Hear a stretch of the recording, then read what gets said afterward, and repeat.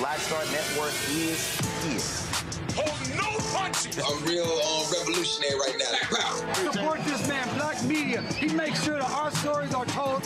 Thank you for being the voice of Black America, Roland. Stay black. I love y'all. All momentum we have now, we have to keep this going. The video looks phenomenal. See, there's a difference between Black Star Network and Black-owned media and something like CNN. You can't be Black-owned media and be scared. It's time to be smart. Bring your eyeballs home. You dig?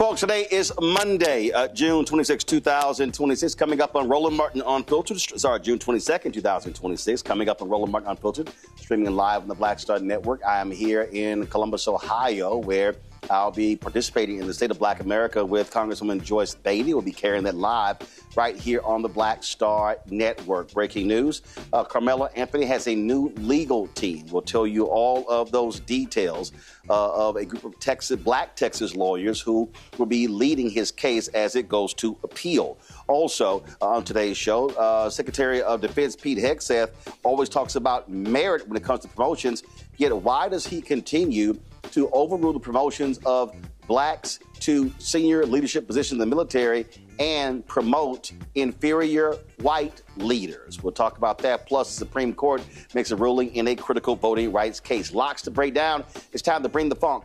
I'm Roland Martin Unfiltered on the Black Star Network. Let's go. Whatever the miss, he's on it. Whatever it is, he's got the scoop, the fact, the find. And when it breaks, he's right on time and it's rolling. Best believe he's knowing. Putting it down from sports to news to politics. With entertainment just for kicks, he's rolling. It's on go, roll, y'all. It's Roland Martin, yeah. Rolling with Roland now. He's funk, he's fresh, he's real, the best, you know he's Roland Martin now.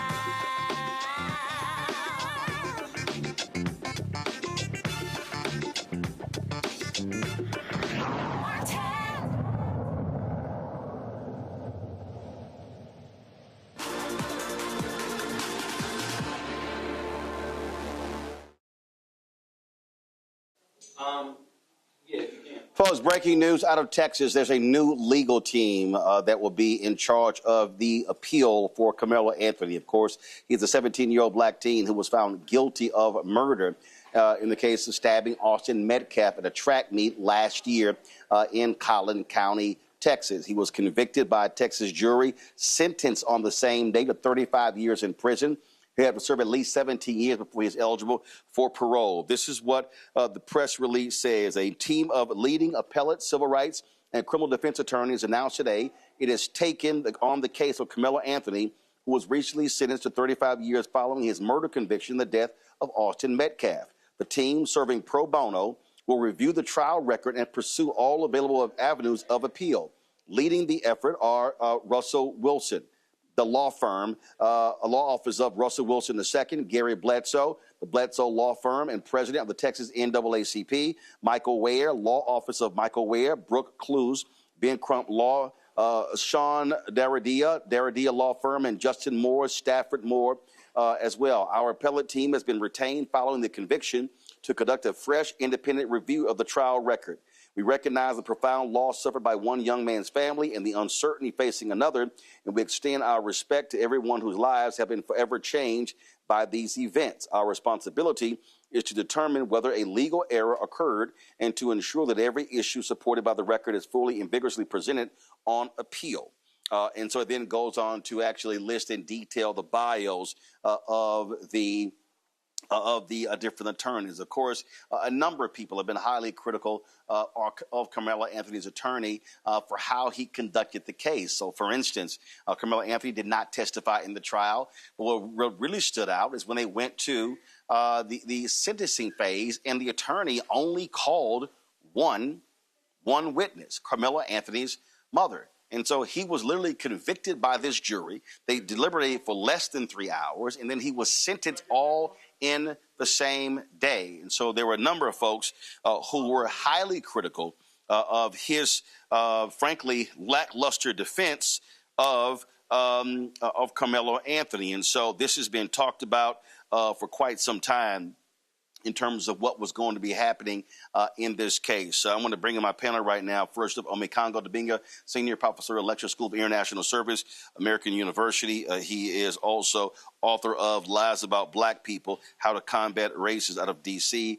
Control Room, let me know when Thelma Anderson and Dr. Avis Jones-DeWeaver have joined us. Omekongo, I'll start with you. I mean, this is obviously a significant development, and there's been lots of discussion after the fact, regarding this. His family has said that they were told that they needed to hire a white lawyer. Well, we see how that went. I can hear you, yes. Omekongo, can you hear me? I can hear. Omekongo, well. Can you hear me? All right, so clearly we're having some issues with Omekongo. Even Dr. Avis Jones-Weaver, can you hear me? I can hear you. Okay, so let me go to you. So there were a lot of concerns obviously expressed of his defense counsel in the aftermath of the conviction and the sentencing. It certainly was. And as you alluded to, a lot of people were concerned about the racial dynamics of this entire, unfortunately, setup, I would describe it as. Not only the white defense attorney, but not one black person on the jury. And it created a feeling, especially, unfortunately, with Texas. I know you're a son of Texas. In the history of Texas, kind of knowing that setup, frankly, I was concerned from the beginning. I could, in some way, understand the counsel that he got to have a white attorney, in the sense of oftentimes you will see a strategy where, for example, if a man is accused of sexual assault, he's oftentimes told to have a woman defend him. We saw that with the case where you have someone who is, for example, the previous case with the young man who was shot in the back by the Asian store owner. He had a black defense attorney. Oftentimes, the defense attorney, is the strategy to have that attorney match the victim to hopefully be a little bit more sympathetic for the jury. But no matter what color the attorney was, it was clear that he would seemingly know what the hell he was doing, or on the worst case interpretation, maybe there was some collusion to get this child in a situation where he would be where he is right now. So either way, at minimum, it seemed to be horrible representation. The jury definitely put him at a disadvantage from the beginning, but I am hopeful now that there is an expanded legal team in place, that there is more information, it seems like, coming out about this case, that as we move forward, we'll get a little bit closer to justice for him and his family. Omekongo, can you hear me now? Folks, can Omekongo hear me? All right, is Thelma there? All right, so let me do this here, folks. Let me go to a break. Y'all, please sort out this audio stuff so I can come out with the panel and have this conversation. You're watching Roland Martin Unfiltered on the Black Star Network. All right, folks, let me tell you about Chapter. Now, if you're on Medicare or about to be, the system is not set up to work for you. Too much fine print, too many plans, and too many people making money off of your confusion. And look, we're used to this. We're no strangers to systems that don't have our best interests at heart. But we don't have to accept it when it comes to Medicare. That's why I'm telling you about Chapter. Their advisors are independent and honest. In fact, they're the only Medicare advisors that compare every plan nationwide. And they're focused on one thing: what works for you. If there's a better plan out there, they'll find it. If you're already in the right one, they'll tell you that too. There are no games. Just last year, people who switched with Chapter saved an average of $1,100. It's 20 minutes and a real person. It's completely free. My parents actually have already called. My mom sent me a text. Folks, give Chapter a call at 724-264-8281, 724-264-8281, and connect with someone you can trust. Folks, these are the kind of services that we need for our audience here at Roland Martin Unfiltered and the Black Star Network. So call Chapter right now, 724-264-8281. With medicine and science under attack, I want to keep you and your family informed and healthy. I'm Dr. Ebony Hilton, and I knew at the age of 8 that I wanted to be a doctor. So I studied hard and became the first African-American female anesthesiologist hired at the Medical University of South Carolina since its opening in 1824. And I always say I was made into a doctor, but I was born to be a mom. And as a new mom, wife, sister, daughter, and friend, I understand how frightening a medical crisis can be. I care for individuals on some of the worst days of their lives, and it's my mission to provide you with a safe space to gain clarity on issues affecting your mind, body, and soul. I recognize that there are health disparities, particularly as it pertains to race, and I want to help bridge the gap between you and your healthcare providers. Join me every Thursday for Second Opinion on the Black Star Network, where each week I'll invite experts from various medical fields to share the latest health news. We'll discuss topics such as the vaccine debate, mental and sexual health, medical bias, infertility, menopause, andropause, nutrition, and aging. Together with my medical colleagues, we aim to provide you with a second opinion. Don't miss it, Thursdays only on the Black Star Network.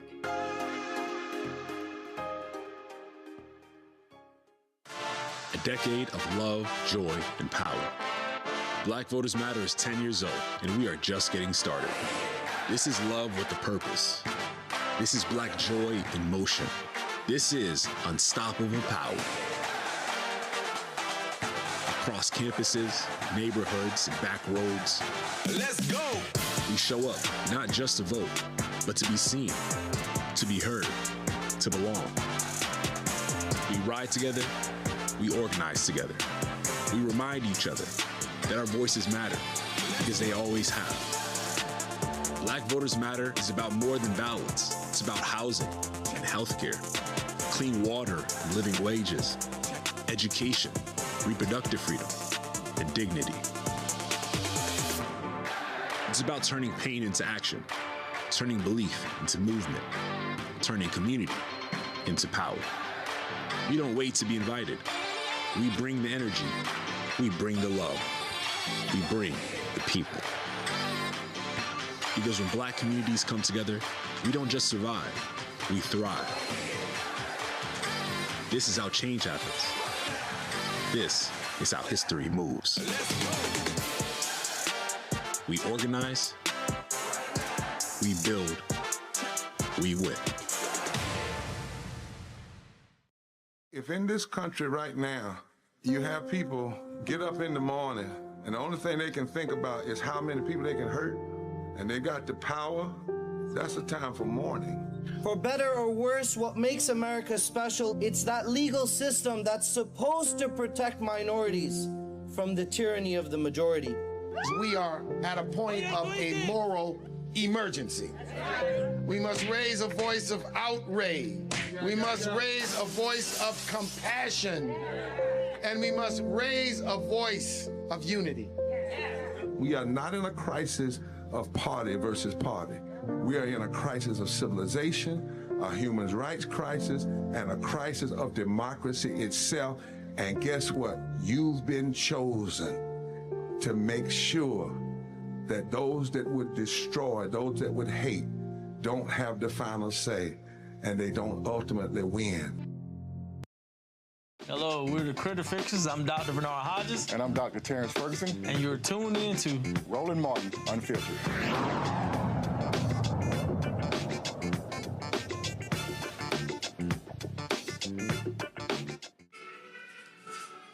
All right, folks, we have some audio issues with our panels, and we're trying to get them all up to speed. So we'll hopefully have them on soon. Let's talk about what the Supreme Court did today. A huge blow. I told y'all about a case that started out of Arkansas that was going to have serious ramifications when it comes to voting rights. Well, the Supreme Court declined to hear a case challenging a lower court ruling that limits who can enforce key voting rights protections. The decision leaves in place a ruling that prevents voters and civil rights groups from bringing certain voting discrimination lawsuits in Arkansas, Iowa, Minnesota, Missouri, Nebraska, North Dakota, and South Dakota. Instead, those cases will largely have to be brought by the Department of Justice. And we know they absolutely are an anti-black, anti-voting rights Department of Justice.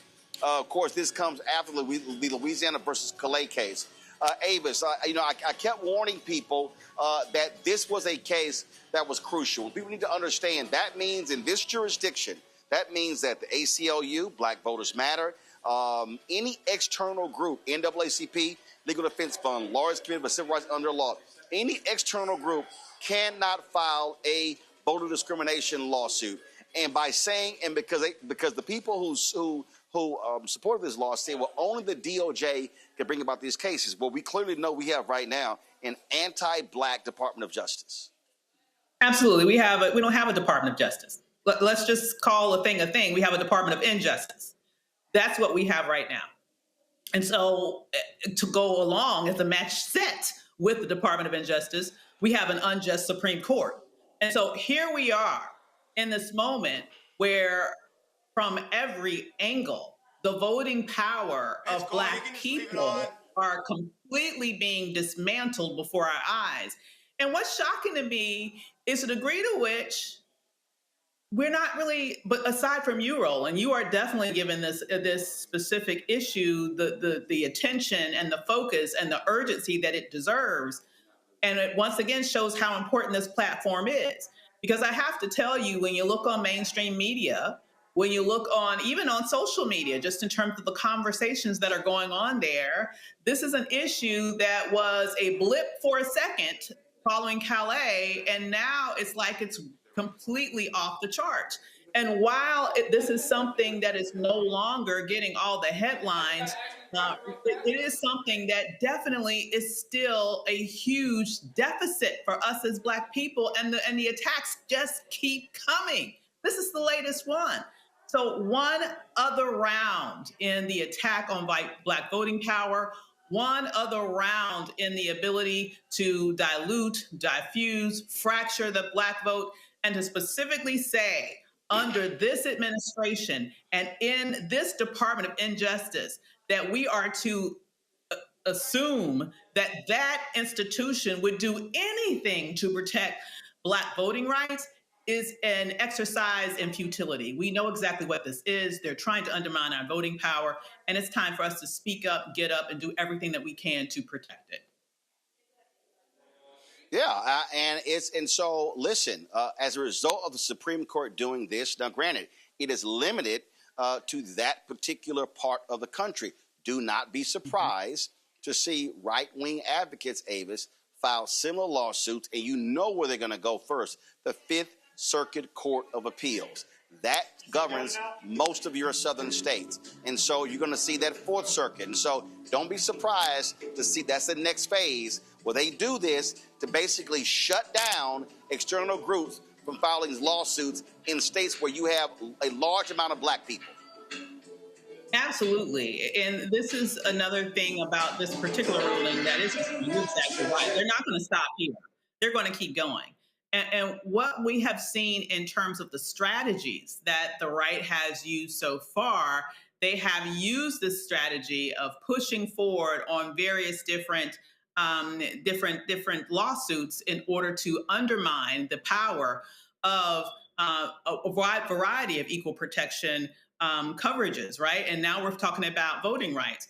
But what's really disturbing about this is, in the past, at least we've had the ability to have those institutions that historically have taken up the mantle to fight for justice, to fight for equal protection, to fight for our voting rights, to fight for our rights to be treated equally in this nation, to now undercut their ability to be able to fight back is really the death blow here until we can get this corrected. So one thing I will say, this once again highlights the absolute urgency of making sure that we move forward in a way that overperforms, not only in the midterms, but we have to look forward to the presidential elections, the House and the Senate, because at the end of the day, we need significant Supreme Court reform.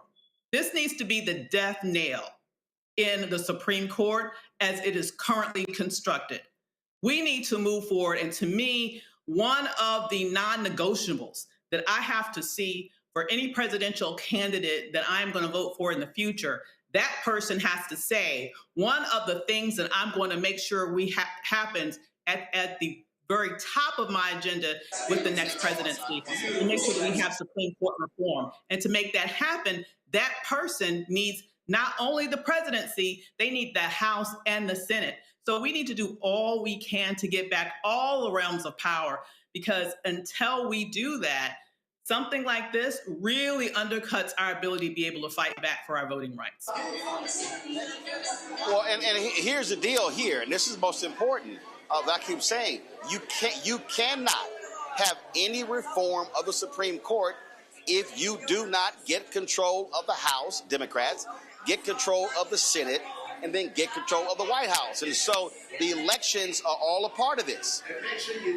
Absolutely. And what most people, a statistic that most people don't realize, is that for the past 30 plus years in this nation, the Democrats have only held both the House and the Senate for a total of 8 years out of the past 30 years. I mean, it's very rare that we have both the House and the Senate. You know, we have all of these huge expectations. I know people are talking about, for example, with the recent Obama's presidential library opening, and there's this big debate that's gone on ever since he's been in office. What has he done for Black people? The reality is he only had the House and the Senate for 2 years out of 8 years. All right, it's kind of hard to get shit done if you do not have the Congress in addition to the presidency. So we have to understand that it's important to not only vote for president, it's important to make sure that that president has the legislators that they need in both houses of Congress in order to be able to get through legislation. And to make this happen, as you mentioned, it's not just enough to have the presidency. It's not just enough to have the House. We need to have the House. We need to have the Senate by overwhelming margins, because we know how things are there in the Senate. And so the rules are there. So we need to make sure that we have all of that together to be able to make sure that we can make these huge changes that we need to make in the next couple of years, because unless we do, our voting rights can be gone, essentially, in terms of its full power, at least for another generation. Folks, do we have Omekongo or Thelma?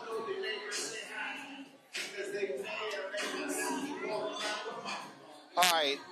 Okay. All right. So let me do this here. Let me go to a break.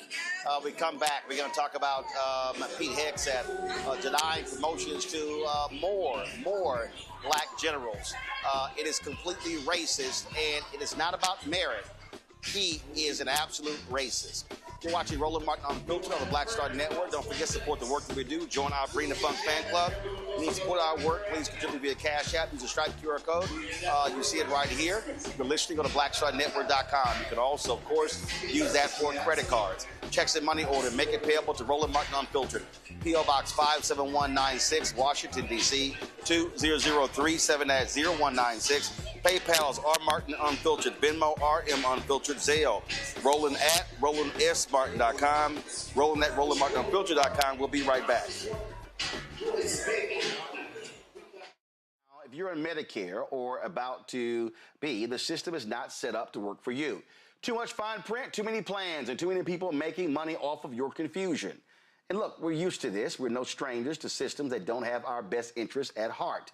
But we don't have to accept it when it comes to Medicare. That's why I'm telling you about Chapter.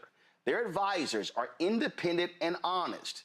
In fact, they're the only Medicare advisors that compare every plan nationwide.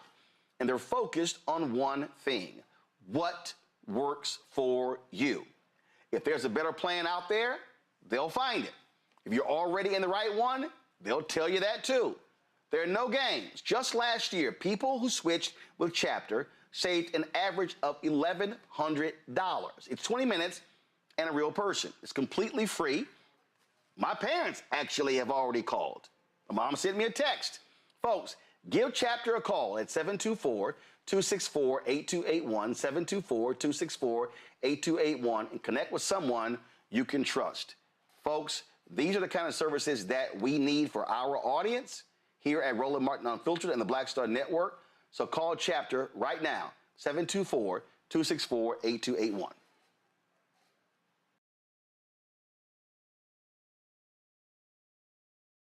This is Reggie Rock Byford. You're watching Roland Martin, unfiltered, uncut, unplugged, and undamn believable. You hear me?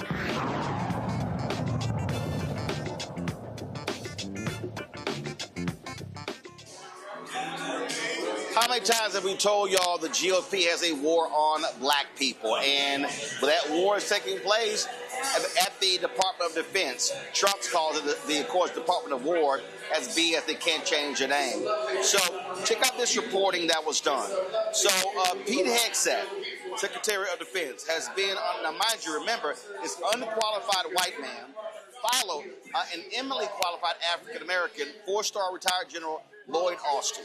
And so what he's done is the New York Times published a detailed story of the former Fox News host blocking more African Americans.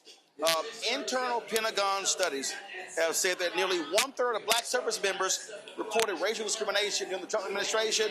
They don't give a damn at all. They don't care at all. And so what he's done is block these promotions. And now remember, he wrote a book complaining about diversity in the military. And what he's done is he specifically targeted soldiers, okay, who supported diversity. In his last case, a high-ranking African-American, you had a review board that actually reviewed this. The review board reviewed this, and they went through and they said, okay, this is who we're going to nominate. He was ranked number 1, this black soldier. Well, Pete Hegseth said, nope, that soldier supported diversity. So as a result, I'm not going to promote it. And so what they did is they chose the third-rate person who was a white man. This military is becoming more and more white under Donald Trump. I told y'all my book, White Fear. That's what this is about. This is all about attacking black people. They do not want to see African Americans promoted in this administration, in this country. This is undeniable, pure racism, Avis.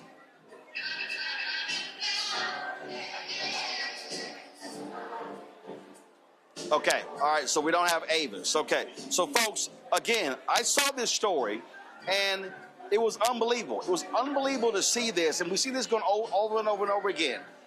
What happens? What happens with this administration and how they're targeting black people?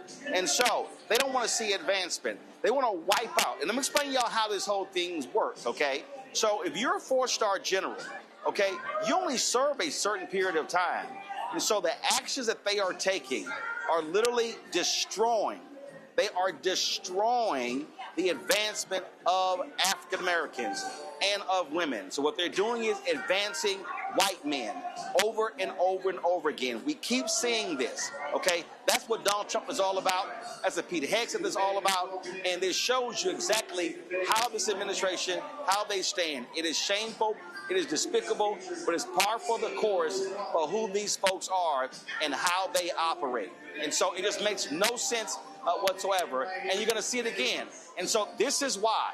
Listen, I'm here in Columbus, Ohio, at the Lincoln Theater, and so we're going to be talking about the state of black America, and this is all a part of it. You are seeing the wholesale attack on African Americans. And see, y'all need to understand, this is why I don't have any time. This is why I don't have any energy to spend on gossip and TMZ-related stuff. No, we are seeing Jim Crow 2.0 in our face. And I think enough of us are not responding in the way we should be responding. A lot of us are not as pissed off as we should be pissed off, okay? I can't expend, what Donald Trump is doing with the reflecting pool and the algae, okay, you know what? He's an idiot, okay? Awarding a contract to his friend is corrupt. But these other actions specifically speak to the impact on black people. So we're talking about voting rights. We're talking about what's happening in the military.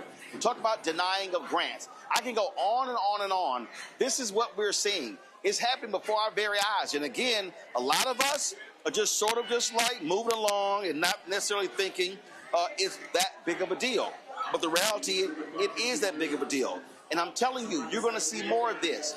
If we do not vote in massive numbers come November, and Republicans still control the House, they still control the Senate, you can't do anything about the White House. Then guess what? It's going to get worse. It's going to get worse. You're going to see more of this over and over and over again. We're talking about absolute. Do me a favor. Could you tell them bring that music down some? Okay.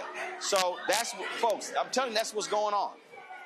What we are seeing right now is a complete attack on everything black. They have looked at our progress over the last 60 years. They've looked at our progress since we talked about from the civil rights movement, and they are going after it all. They are attacking it all. And if we don't respond the way we should respond, we're going to see more gains lost. And that means that our children and our children's children are going to be living in America that is whiter, that it has less power than this generation. That simply cannot continue. It simply cannot. All right, folks, going to a break. We come back. People Bryson was laid to rest today, and we'll show you some of that next on Roland Martin Unfiltered on the Black Star Network. All right, folks, let me tell you about Chapter. Now, if you're on Medicare or about to be, the system is not set up to work for you. Too much fine print, too many plans, and too many people making money off of your confusion. And look, we're used to this. We're no strangers to systems that don't have our best interests at heart. But we don't have to accept it when it comes to Medicare. That's why I'm telling you about Chapter. Their advisors are independent and honest. In fact, they're the only Medicare advisors that compare every plan nationwide. And they're focused on one thing: what works for you. If there's a better plan out there, they'll find it. If you're already in the right one, they'll tell you that too. There are no games. Just last year, people who switched with Chapter saved an average of $1,100. It's 20 minutes and a real person. It's completely free. My parents actually have already called. My mom sent me a text. Folks, give Chapter a call at 724-264-8281, 724-264-8281, and connect with someone you can trust.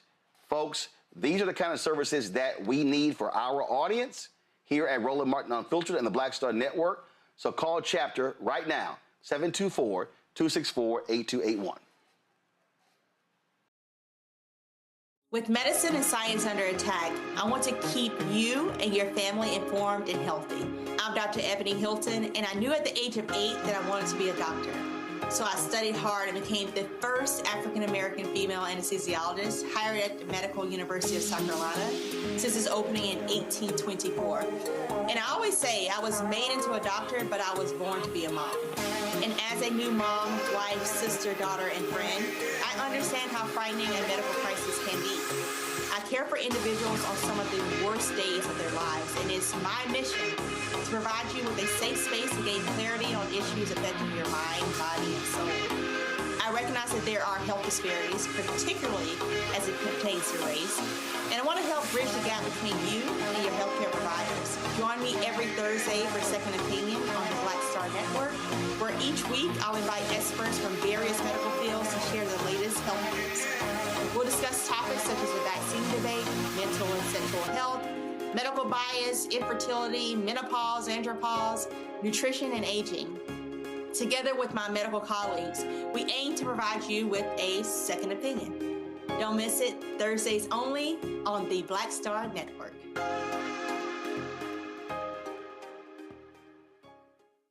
If in this country right now, you have people get up in the morning and the only thing they can think about is how many people they can hurt, and they got the power, that's the time for mourning. For better or worse, what makes America special, it's that legal system that's supposed to protect minorities from the tyranny of the majority. We are at a point of a moral emergency. We must raise a voice of outrage. We must raise a voice of compassion. And we must raise a voice of unity. We are not in a crisis of party versus party. We are in a crisis of civilization, a human rights crisis, and a crisis of democracy itself. And guess what? You've been chosen to make sure that those that would destroy, those that would hate, don't have the final say, and they don't ultimately win. Hi, my name is Freddie Ricks. I'm from Houston, Texas. My name is Sharon Williams. I'm from Dallas, Texas. Right now, I'm rolling with Roland Martin, unfiltered, uncut, unplugged, and undamn believable. You hear me?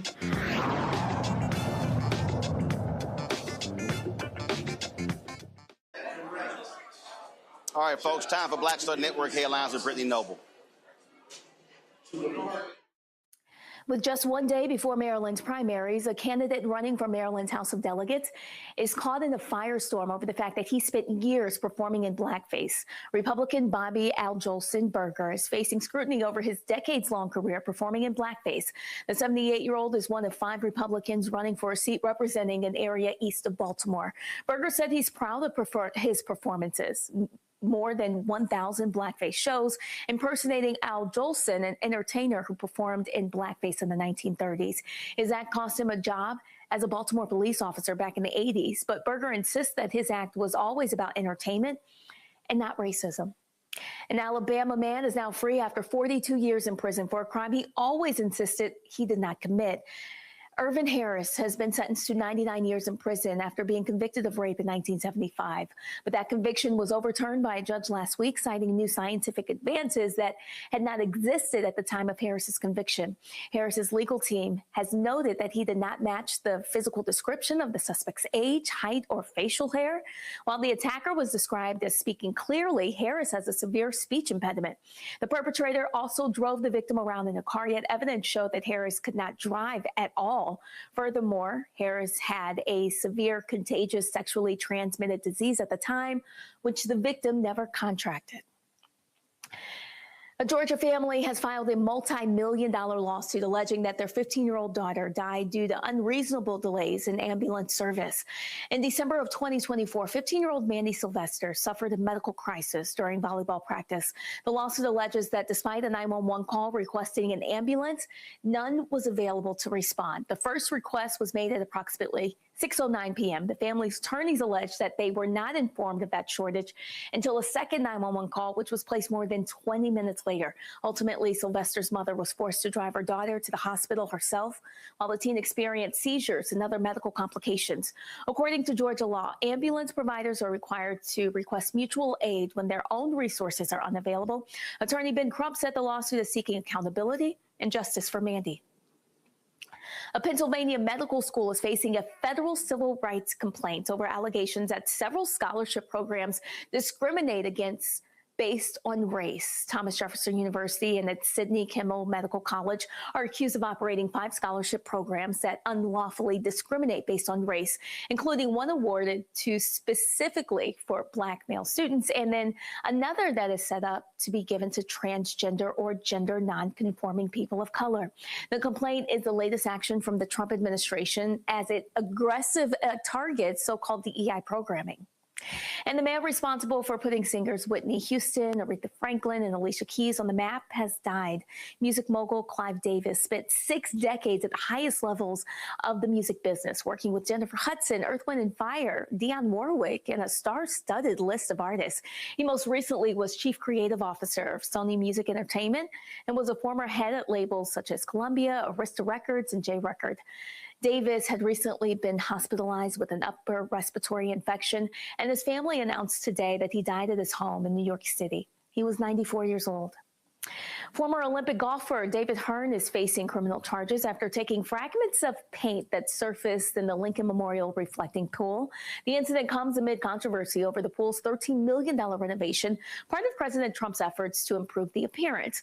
Despite the upgrades, algae blooms spread rapidly, and this week, large strips of chunks of blue paint began appearing on the surface of the water. Well, Hearn says he was detained for 5 hours without being allowed a phone call after being arrested on Friday. Hearn's next court appearance is scheduled for July 9th, and he says that he hopes all charges will be dismissed. Hearn also says he's received death threats and believes that he is being made a political example because of the attention surrounding the reflecting pool controversy.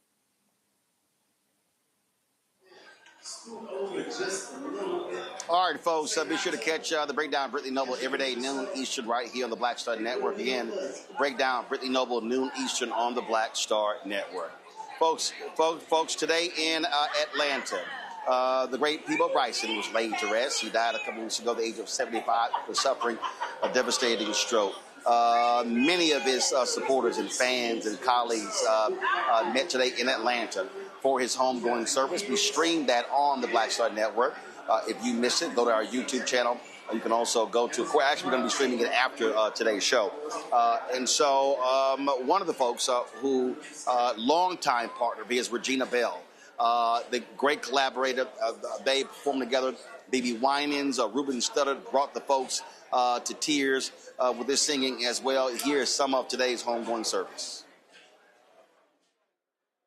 And some prayer to Tanya and the family and his children and friends. It was an honor to stand on stage with people. One of the things I loved about him is because he knew he was talented and he knew he could out-sing anybody. And I'm here just to remind the family, to remind all of us that God is faithful and he will prove himself faithful to the end.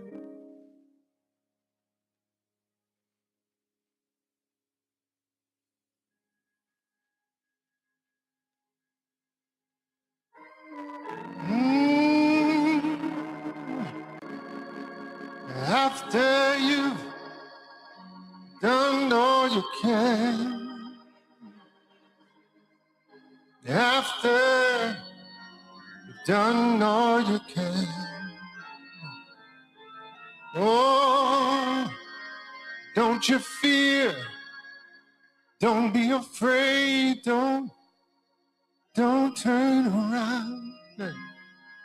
After you've done all you can,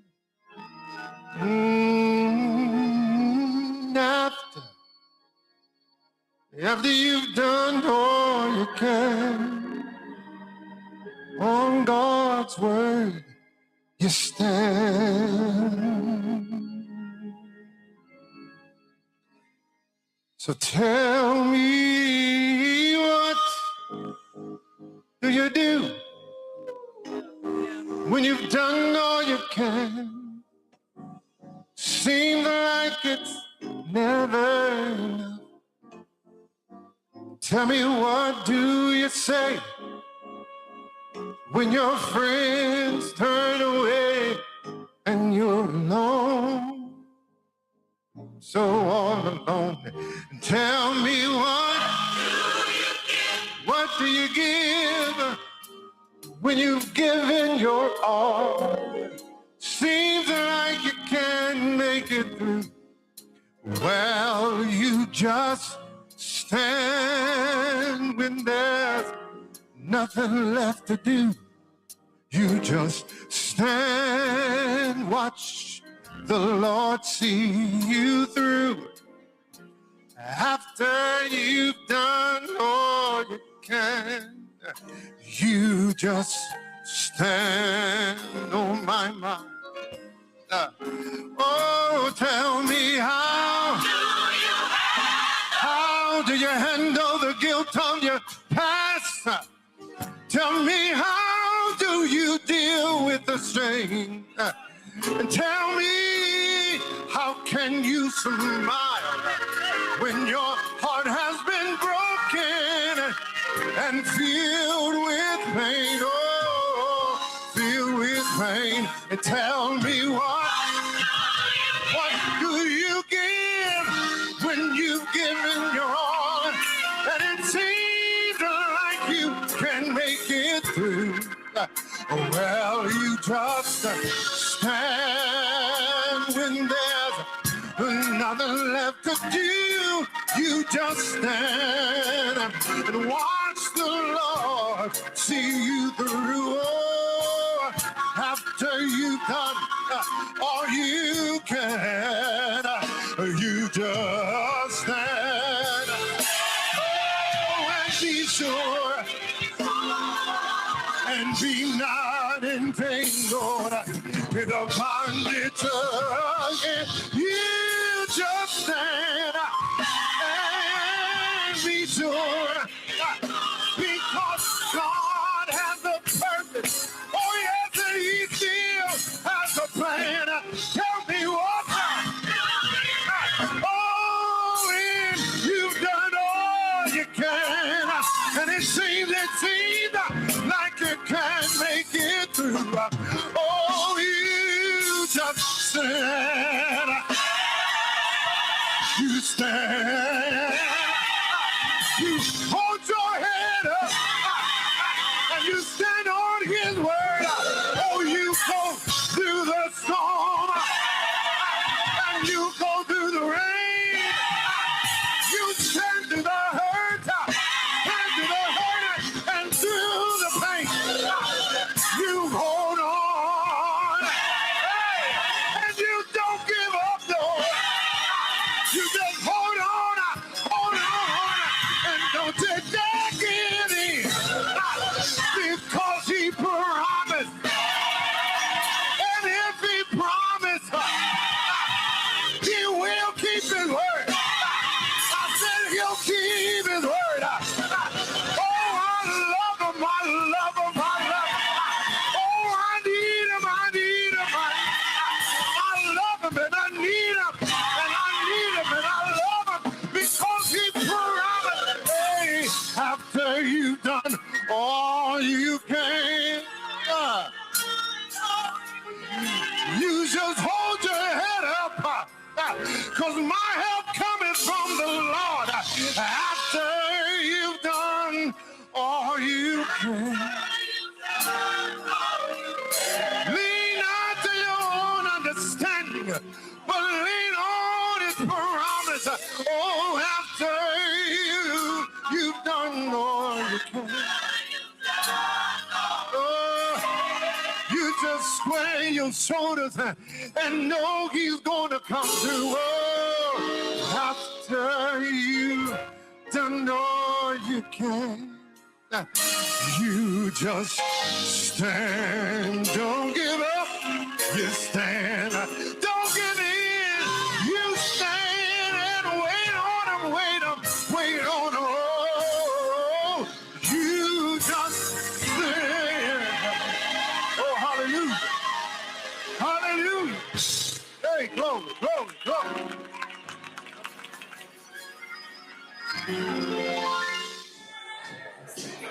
Folks, it was about 2.5 hour service, and so like I said, we streamed all of it right here on Roland Martin Unfiltered and the Black Star Network. And so here's what's going to happen. So momentarily, as you see, people are already, of course, packing a crowd here. We're about to start in a second, sitting down with Congressman Joyce Beatty. And so this is Black Daughter and Father Week here in Columbus. And so this event kicks it off. So we're going to be just having our discussion through the state of Black America.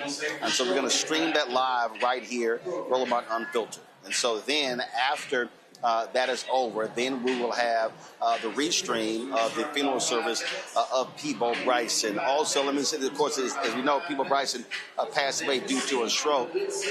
Yesterday, I happened to be in Baltimore. I'll share some of the video tomorrow. I was in Baltimore yesterday. I stopped by AFRAM, which is, of course, the music festival at Druid Hill Park in Baltimore. And the closer last night was Uncle Charlie Wilson. It was the first time he had performed in 9 months. Charlie Wilson suffered several strokes, as many as 5 strokes. And he almost died. Before the show, he and I had an opportunity to talk and chat and talk about what he went through. He did an interview with Big Boy. It's available on YouTube, I believe, where he talked about his health struggles and what he was dealing with. And he had to learn how to walk again. And so one of the reasons when you watch, when you see him in concert, he's seated at the piano. Normally Uncle Charlie is dancing, he's moving, he's up. But because he is still impacted by those strokes, it limits him. But his voice is still as powerful as ever. And so what we need to understand is that this should be a clarion call for men, but especially for Black men, but also Black women. First of all, listen, men and women suffer strokes, but too often men are not paying attention to those health signs. Charlie Wilson talked about how he really didn't understand what was going on. It was his wife who noticed all the changes. And she said, no, something is wrong. And that's how he then went and got some help. And so we need to make sure that all these brothers and sisters, that we are watching those signs, high levels of stress, hypertension, diabetes, blood pressure. All of those things impact the body when it comes to stroke. And it's not a question of being, look, Peebo Bryson was 75. Uncle Charlie Wilson is in his 70s as well. But do understand, a number of years ago, a colleague of mine at Robert Freelove, there was a colleague of mine at the Houston Defender. He was a staff writer there. He died of a stroke at the age of 39. And so we have to recognize how serious strokes are and how we are impacted. And I dare say in the past few weeks, I've known of several individuals who have suffered from strokes, who have been impacted. It's completely changed their life. Some survived, but again, parts of their body paralyzed, and who died. I recently had an uncle, 81 years old, passed away, suffered a stroke. And so, listen, it is a huge issue, and so we cannot advocate more for our brothers and sisters, but especially our brothers, to go to the hospital, to get checked out. Make sure that you're getting your colon checked. Make sure you're getting your annual checkup. All those things are important. It is critically important. So these things are preventable, but we have to also be extremely vigilant and diligent when it comes to our health. It's not just about weight loss. It's also, listen, there are people who are in peak condition. In fact, there was a journalist, it was a longtime editor, passed away of a heart attack, age 63. Folks in their 50s. And so I need us to understand that health is wealth. And again, here you had 2 prominent singers. And in fact, before I came here, I was looking at a clip of Luther Vandross. And remember, Luther Vandross suffered a massive stroke. And so 3 major voices, Peebo Bryson, Luther Vandross, Charlie Wilson, 2 of them have passed away. And Luther had his stroke. He died 2 years later. Peebo had his stroke.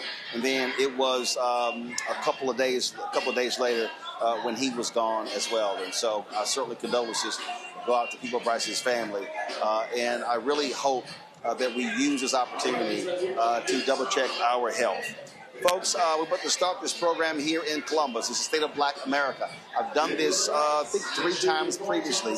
I'm going to be on stage with Congresswoman Joyce Beatty. It's a conversation you don't want to miss. because we'll talk further about what we are dealing with in this country. Ohio, critical U.S. Senate race in this state, critical governor's race in this state. And you've got MAGA folks who are running in both positions. And so we need to recognize what's going on. So let's do this right here, of course. We're going to go to a break. And then when we come back, we'll be live from the Lincoln Theater here in Columbus, Ohio, for the State of Black America conversation with myself and Congresswoman Joyce Beatty. Appreciate, we had some maybe technical issues. I hate the fact that we could not get our panel in full, so let me thank Ome Congo, Thelma Anderson, as well as Dr. Avis Jones-DeWeaver for joining us as well. And so again, for the next 2 hours, State of Black America here in Columbus. It's a conversation you don't want to miss. I'm sure Congresswoman Beatty may have something to say about suing Donald Trump over the JFK Center. And then, of course, then after this discussion, then we'll have the restream of the homegoing service of the great people of Rice. Folks, you're watching Roland Martin Unfiltered, the Black Star Network. Be sure to support the work that we do by joining our Bring the Funk fan club. Our goal is to get 20,000 of our fans contributing on average $50 each. You get us $4.19 a month, 13 cents a day. Listen, we don't have some big corporate partner writing our checks. We don't have millionaires and billionaires supporting us. The reality is it is your support, your viewing support. When you watch on YouTube, that drives that revenue. When you are supporting us with your donations, it allows us to be able to travel the country and covering the story. You got what's happening in Senatobia, Mississippi, where that young black boy was killed, Romeo was killed. Ben Crump, they actually were there today. We're going to be covering that story. We may actually make go down there as well. So lots of things are going to be focused on. So then, support the work we do. Join us via Cash App. Use a Stripe QR code. You see it right here on the screen. Of course, that's also for credit cards as well. Checks in money order. Make it payable to Roland Martin Unfiltered, P.O. Box 57196, Washington, D.C. 20037-0196. PayPal's R Martin Unfiltered, Venmo RM Unfiltered, Zelle, Roland at RolandSMartin.com, Roland at RolandMartinUnfiltered.com. When we come right back, we'll be live here at the Lincoln Theater in Columbus for State of Black America. Back in a moment. We work to engage, educate, and... All right, folks, let me tell you about Chapter. Now, if you're on Medicare or about to be, the system is not set up to work for you. Too much fine print, too many plans, and too many people making money off of your confusion. And look, we're used to this. We're no strangers to systems that don't have our best interests at heart. But we don't have to accept it when it comes to Medicare. That's why I'm telling you about Chapter. Their advisors are independent and honest. In fact, they're the only Medicare advisors that compare every plan nationwide. And they're focused on one thing: what works for you. If there's a better plan out there, they'll find it. If you're already in the right one, they'll tell you that too. There are no games. Just last year, people who switched with Chapter saved an average of $1,100. It's 20 minutes and a real person. It's completely free. My parents actually have already called. My mom sent me a text. Folks, give Chapter a call at 724-264-8281, 724-264-8281, and connect with someone you can trust. Folks, these are the kind of services that we need for our audience here at Roland Martin Unfiltered and the Black Star Network. So call Chapter right now, 724-264-8281. With medicine and science under attack, I want to keep you and your family informed and healthy. I'm Dr. Ebony Hilton, and I knew at the age of 8 that I wanted to be a doctor. So I studied hard and became the first African-American female anesthesiologist hired at the Medical University of South Carolina since its opening in 1824. And I always say I was made into a doctor, but I was born to be a mom. And as a new mom, wife, sister, daughter, and friend, I understand how frightening a medical crisis can be. I care for individuals on some of the worst days of their lives, and it's my mission to provide you with a safe space to gain clarity on issues affecting your mind, body, and soul. I recognize that there are health disparities, particularly as it pertains to race, and I want to help bridge the gap between you and your healthcare providers. Join me every Thursday for Second Opinion on the Black Star Network, where each week I'll invite experts from various medical fields to share the latest health news. We'll discuss topics such as the vaccine debate, mental and sexual health, medical bias, infertility, menopause, andropause, nutrition, and aging. Together with my medical colleagues, we aim to provide you with a second opinion. Don't miss it, Thursdays only on the Black Star Network.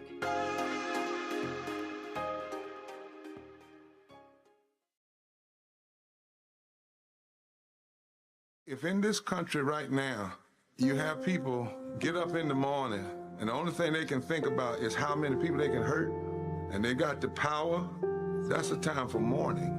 For better or worse, what makes America special, it's that legal system that's supposed to protect minorities from the tyranny of the majority.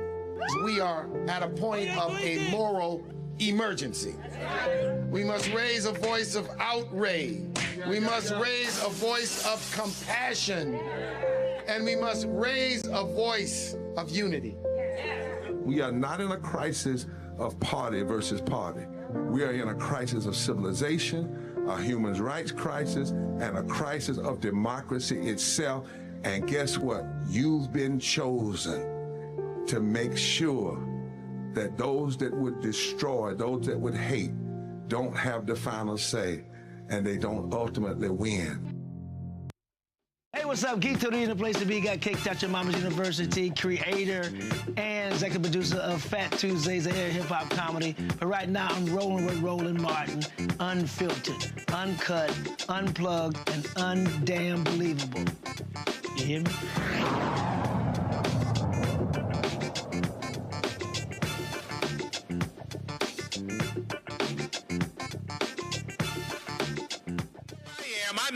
I know, all right?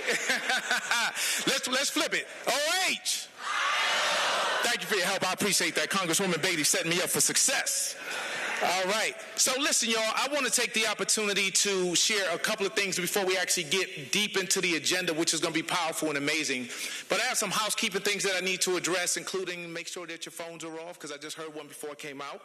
And, yep, I'm calling y'all out. And then the other part is I'm going to share some history and some background that I think is important to kind of set the tone for tonight. And so I'm going to start with who am I, right? So for those that don't know, my name is Kevin Lloyd. I am the founder of ColumbusBlack.com and the co-founder of MILE, which stands for Make Your Life Entertaining. And ColumbusBlack.com has been around for 20 years. We've been a vehicle to provide information to our community and help support to get the word out and connect people to commerce and culture and be a part of events like this. And that's very important for our community, and we want to continue to do that and have another 20 years. The other side is MILE. MILE stands for Make Your Life Entertaining. And it's an event technology platform. So all of you that registered for tonight's event, you didn't do it through Eventbrite. You didn't do it through Ticketmaster. You did it through a black-owned platform that was founded in Columbus, Ohio, right?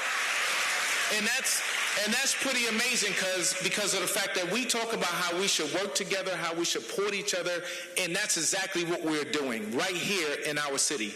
And so really proud of that. My wife Sherry will be here in a little bit, but she was the visionary behind MILE, and it's definitely expanded over the last 12 years to a point that we actually do things outside of Columbus, right? And so we had the honor of having MILE as a platform utilized for the World Cup, as well as for the Super Bowl. And there's a lot of cool things we do, but it's nothing more important than when we come home right here to Central Ohio and we're utilized by organizations like the Ohio Black Expo.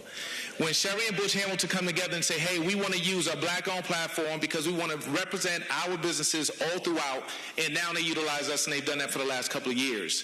When we work with NPHC Columbus, and I happen to be a proud member of Kappa Alpha Psi Fraternity Incorporated, yo to the Noops, yo.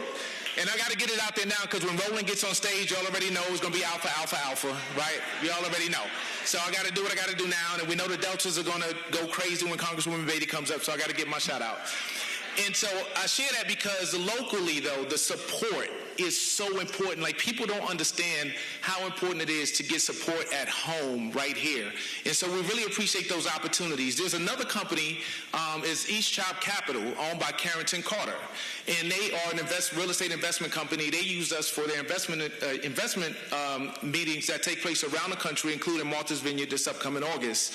And last but not least, Jewel Woods, and I'm going to get into how we even got here, but Jewel Woods has been a major advocate for both ColumbusBlack.com and for Mile, and this is the epitome of how we can work together. Like, this shows you.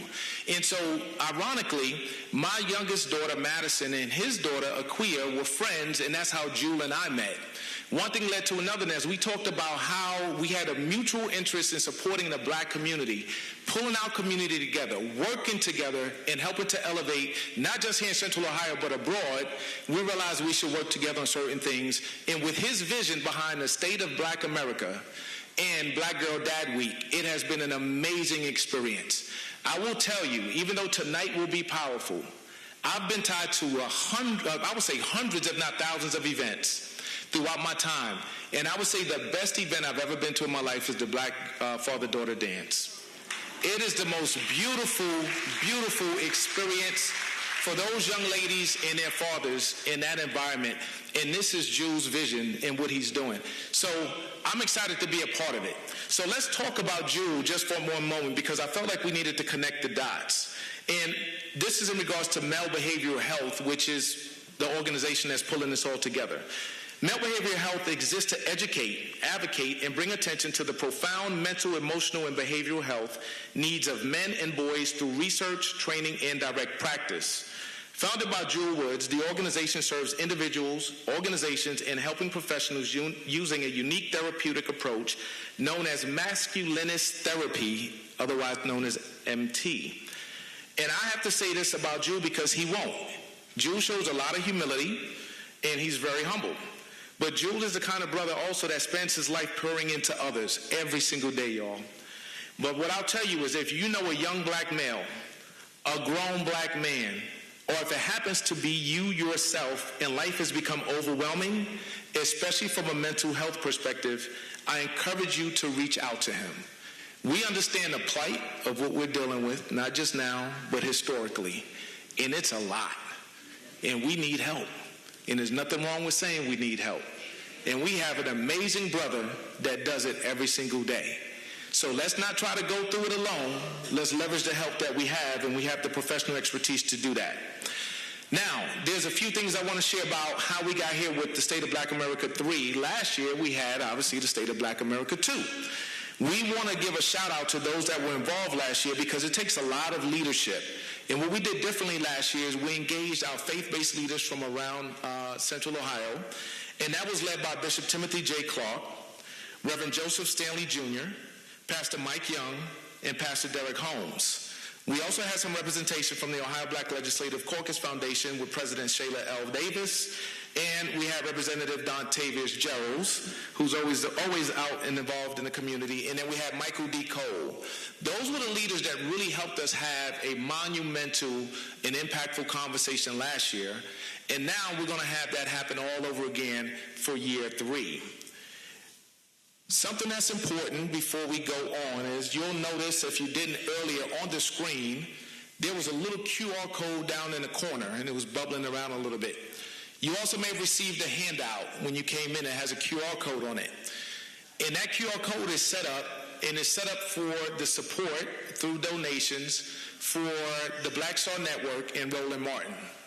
We believe that black-owned media is very imperative to us in our community, and we need to be able to have a voice on our behalf. So if your mind, your heart, your spirit, and definitely your pockets feel at some point that you want to contribute, you can scan the QR code and you can donate. Now, what I learned from Roland last year, besides a lot of really powerful information, was that everybody does not know how to use a QR code. And he said, no, show them how to do it and start from the beginning. And I said, no, they know how to do it. He said, no, show them how to do it. So very quickly and easily, y'all, I'm going to just walk through the steps. I won't show you. But if you pull out your phone, right, go to your camera. When you go to your camera, you're going to be able to see the QR code on the screen.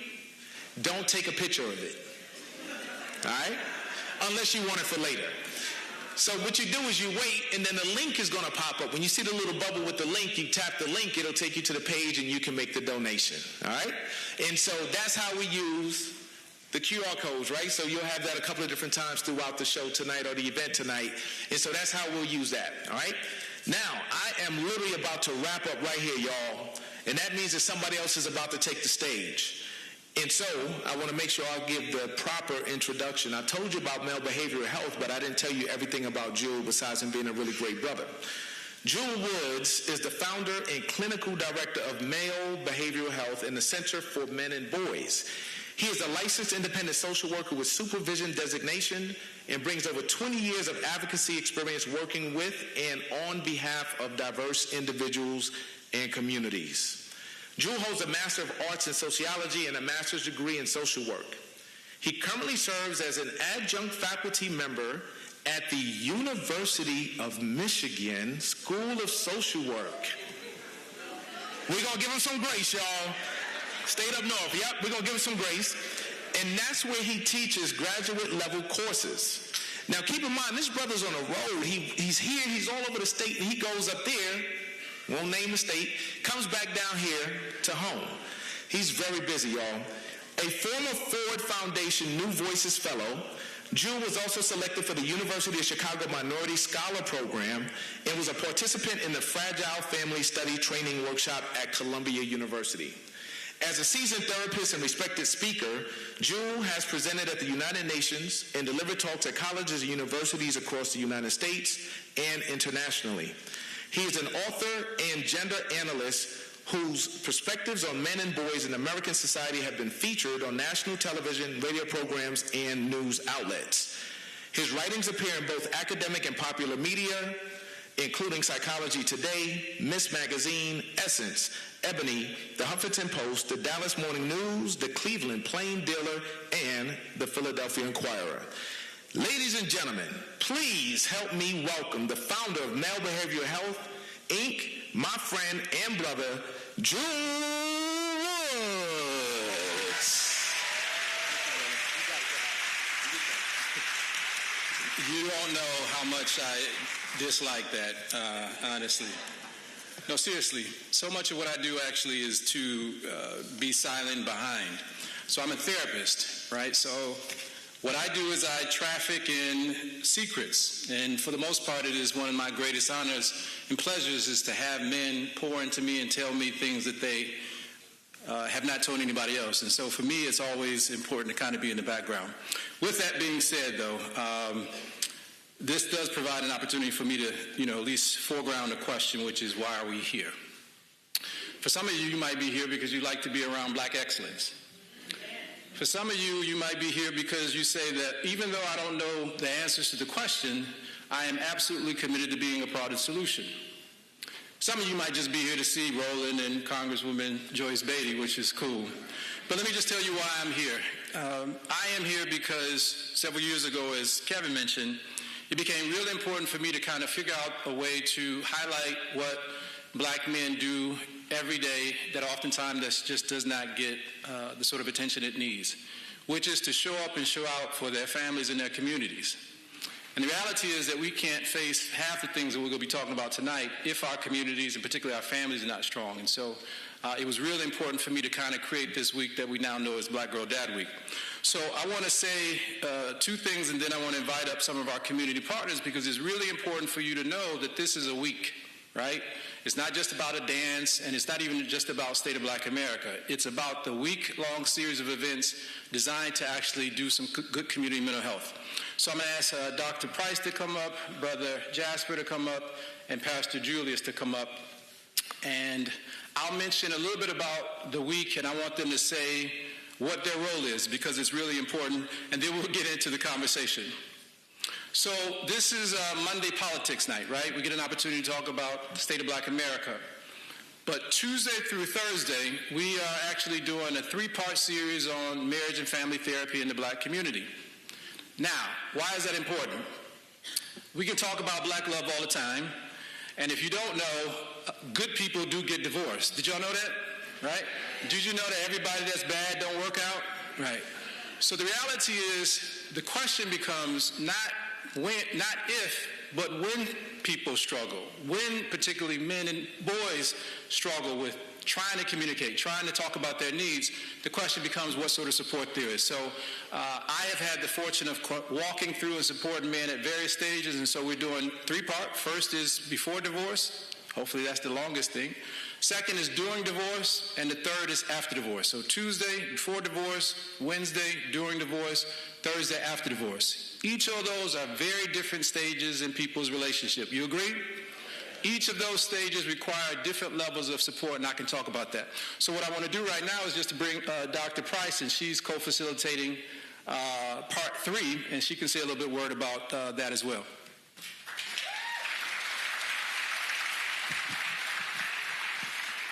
Not really tall enough for this podium. I am Dr. Angela Price. I am the owner and founder of Price is Right Counseling and Consultation. Right is spelled R-Y-T-E, realizing your true essence. And that is ideally what comes after divorce. It is a major shift, a major transition, and you're going through the process of grieving and also likely having to take care of little people or big people, depending what phase of life that you're in. So you're trying to navigate all of these things at once, and it's okay to need support, and it's okay to ask for help.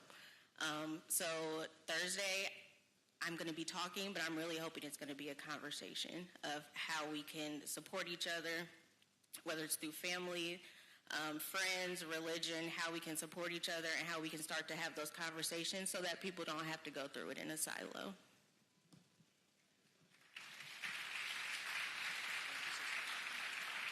Okay, so that's Tuesday, Wednesday, and Thursday, right? I am super excited to talk about Friday, though, right now.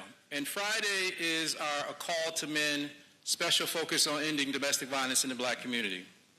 Now, I heard some amens and all that sort of stuff in there. But let me just say something really important. 2 things you will never get from me, and that is calling out black men.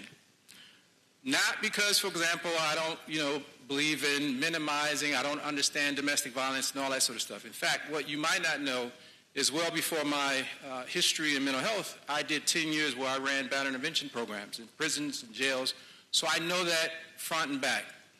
The question becomes, how do we call in black men and other men to this movement?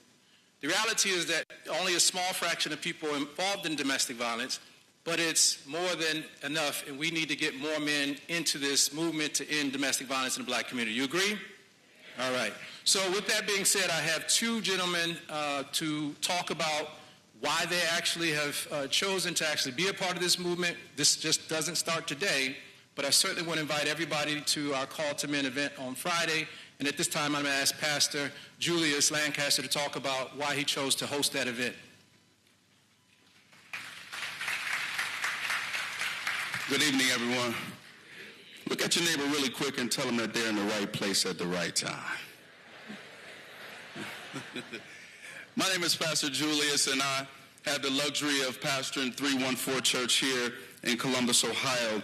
And one of the things that I've realized after my good brother Jewel and I had conversation is just how serious domestic violence has become in our community. The reality is that over the last several years, over 150% it has risen in our community. Family, that means that we've got work to do, amen?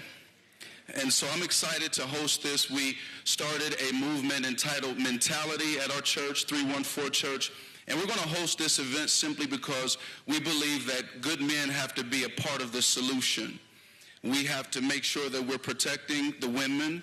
We have to make sure that we realize not only can we quote statistics, but the reality is that those statistics are our mothers. Those statistics are our sisters. Those statistics are our daughters. And we have to make sure that we are there for them because they've supported us for so long, black women have. Amen? They've got cars in their names for us. They fought for us. They've stood up for us over the years, and at least we can stand up for them now, amen?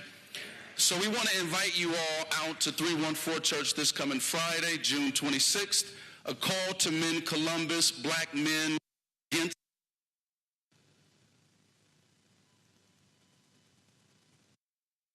I can't wait for you to be a part of this conversation, amen. Okay, and I'm super, super excited about this because this is evidence of the work already.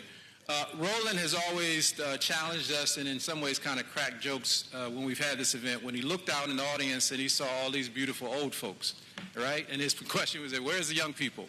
So clearly part of what we have to do moving forward in every aspect is to actually get more young men involved.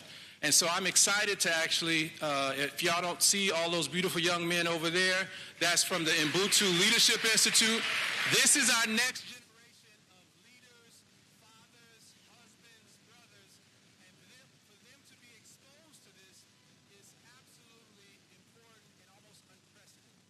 So with that being said, I'm so excited to actually bring into you their leader and founder to talk about why he felt like it was important for his young men to be exposed to this message, Jasper Pearson.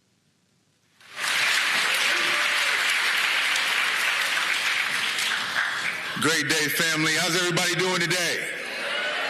Awesome. Y'all looking great. When George said old folks, everybody looked to their right and looked to their left, trying to figure out who he was talking about, right? But no, super excited about being in this space. We don't take for granted the moments and the opportunities that we get to get our young people in front of those who have trailblazed and continue to figure out how to solve the solutions and the problems and the issues that are going on in our community. We have an amazing group, as Brother Jewel mentioned, in the back there, and from all different types of backgrounds, connected to all different types of experiences, carrying a whole bunch of trauma, but coming together in Ubuntu Leadership Institute to be able to unfold that, to deal with that, to see themselves as the solution. And so we're excited about being in this space because, as Brother Jewel said, they'll be fathers. They'll be husbands of your daughters. There'll be men in the community who will lead our community. So it's yes, you can clap for that, yes. So I'm extremely proud and grateful to be a part of this work that we're doing. We're currently at Ohio State University running Ubuntu Leadership Institute, exposing them to college and career pathways. We're leveraging esports and cybersecurity and artificial intelligence and all the things that a lot of times they don't get in our school buildings, to expose them to the opportunities to see themselves as the leaders that they are. And so as we talk about domestic violence and we talk about the things that happen in our communities that find our way to really put us in a situation where we need healing, we have to start with our young people. We have to focus on them, and we have to make sure that it is a priority. And so we're bringing these amazing, beautiful black young men into the space to have conversation, to see other male leaders in the space, to see fathers and husbands and leaders in the space doing this work. So we're thankful and we're grateful. God bless you, and peace.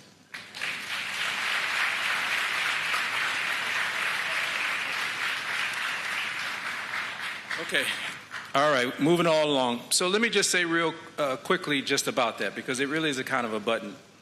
What we're saying is that if you have a fatherhood program, a mentorship program, a rites of passage program, if you're an athletic coach, we can no longer talk about raising good men without talking about the safety and security of women and girls, okay? That has to be about our conception of manhood, right? We can't do those things and then create unsafe families, environments, or relationships. So that's what we're calling men and boys into in our black community, so excited about that. So at this particular time, is that good? That's a good message? That's a good movement? Absolutely. So right now, we are going to go and have a wonderful performance by Dance Elite Performance Academy, also affectionately known as DEPA. Do I need to?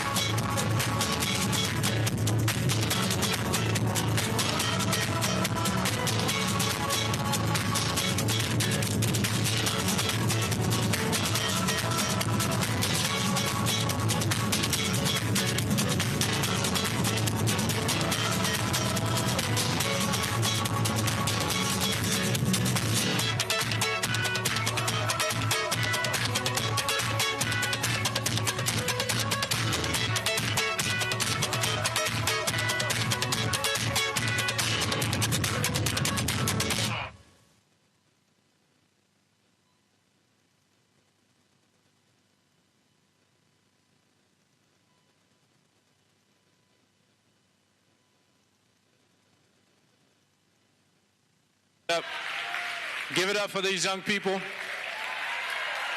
DEPA, Dance Elite Performance Academy. Go ahead and start the video there. All right. We're going to be doing some house cleaning on the quick. So in 2 seconds, I'm actually direct your attention to the screen. As I mentioned to you, one of the really important things that we're doing this week is just a call to men. And the reality is, part of what we have an opportunity to do as we talk about ending domestic violence in the black community is to really destroy some myths. You know, one of the most important myths, or kind of sustaining myths out there, is that if you're a person doing work with men and boys, that somehow you're not doing work for women and girls. And somehow if you're doing work focused on women and girls, that you're somehow not interested in what's happening to men and boys. So we are absolutely interested and committed to destroying that myth. And one of the ways in which we are excited to do that is to start an annual tradition of offering 2 awards for people who represent this balance, the balance of focusing not just on one gender, but on both genders. So in 1 second, we'll be looking at a video, and I think the first video is going to be our Tony Porter Award. First annual. There we go, it's coming.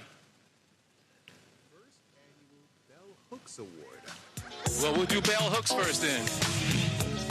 This award recognizes a woman who has demonstrated outstanding leadership, advocacy, and long-standing commitment to supporting women and girls, while also championing the humanity, healing, growth, and development of black men and black boys. Named in honor of the groundbreaking scholar, author, feminist, and cultural critic Bell Hooks, this award reflects courageous leadership rooted in love, accountability, truth-telling, healing, and community transformation. Bell Hooks consistently challenged communities to think deeply about race, gender, trauma, relationships, and liberation, while emphasizing the importance of partnership, compassion, and collective healing. The Bell Hooks Award honors women who advocate fiercely for women and girls, support the healthy development of black men and black boys, promote healing, dialogue, accountability, and community empowerment, lead with courage, integrity, empathy, and vision, help create healthier relationships, families, and communities. And the winner is...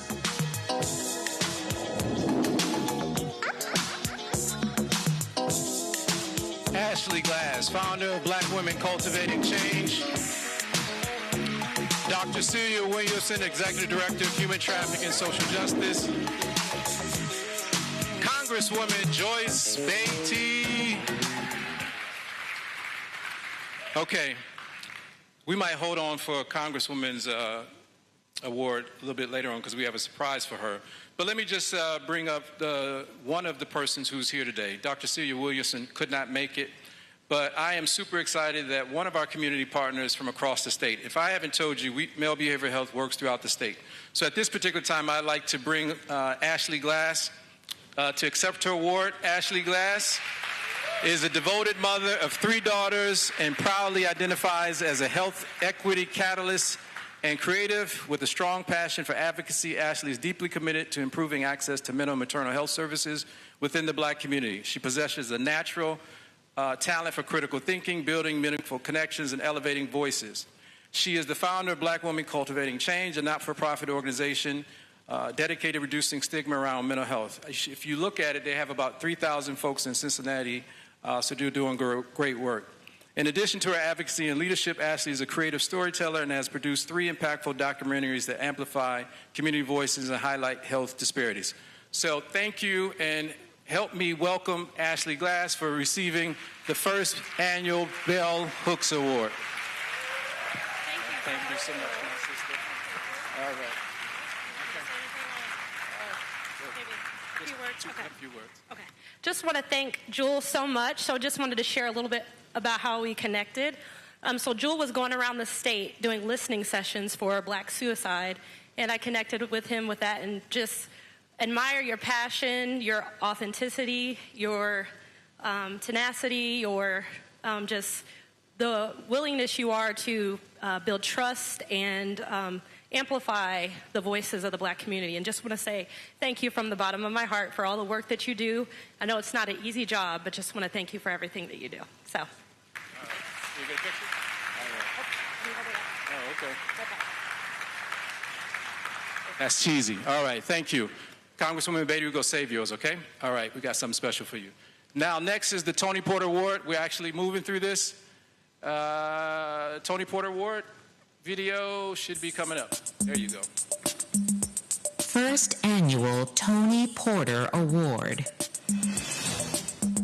This award recognizes a man who has demonstrated outstanding leadership, commitment, and advocacy on behalf of women, girls, families, and communities, while also supporting the healthy emotional, relational, and community development of Black men and Black boys.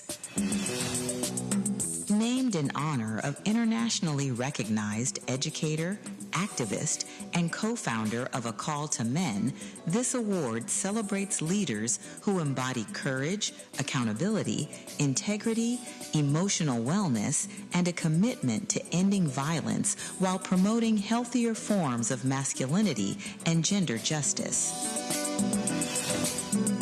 The Tony Porter Award honors men who advocate for the protection and empowerment of women and girls, challenge violence, abuse, sexism, and harmful masculinity, lead with humility, compassion, accountability, and integrity.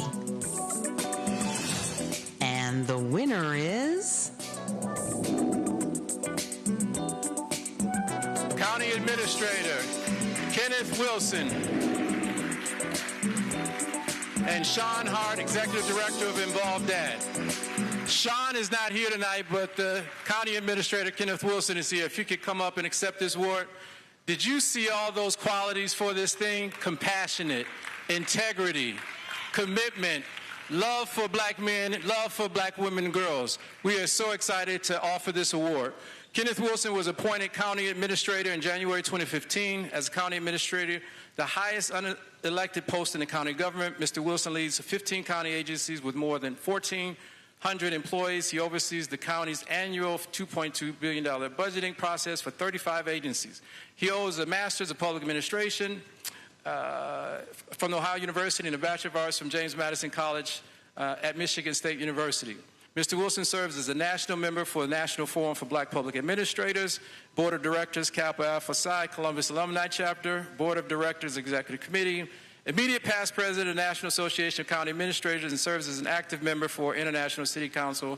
And you can see the brother has all types of degrees. So what we're most interested in is honoring him in this way for leading this sort of vision of what it means to work together in our community. So let's thank Mr. Wilson for all he's done, and so excited to give him this award.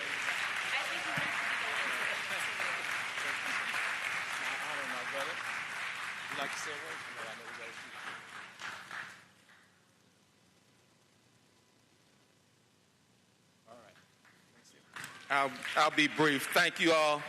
Thank you, Dr. Woods, for the work that you do, bringing attention to healthy relationships. Black Girl Dad Week is extremely important. I stand here as the father of 2 adult young ladies, but I'm still going to be a Black Girl Dad for life. It's something I can't retire from. I'm dedicated to my family. My wife, sitting there, Reese, is my reason why I stand here right now trying to do positive things, and relationships are hard. So we need people like you, Dr. Woods, giving people the tools for healthy relationships. Mentorship is very important in my final words. There's been some very positive male role models that I've been blessed to be around very early in my career here in Franklin County and Columbus, and they're a big reason why I'm here. I stand here as well, and I want to thank those whose shoulders I stood on. Thank you. Thank you. Thank you. All right. Thank you, brother. All right. All right, y'all ready for Roland and Congresswoman Joyce Beatty? All right. Well, let me just apologize because this happens all the time, and I always have to tell people that the only doctor in my household is actually my wife, who's over there.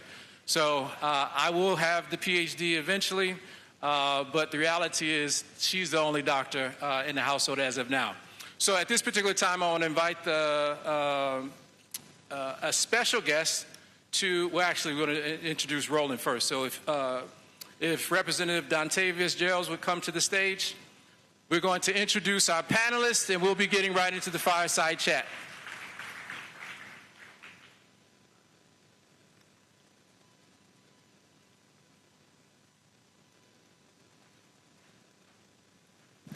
Good evening, everybody. How y'all doing today?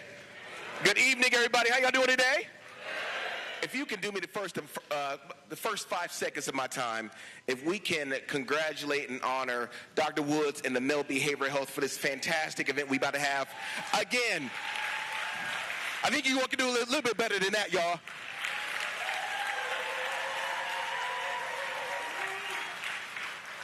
It is truly my honor and my privilege to introduce one of the most influential and truly great voices of American journalism and black media today, Roland S.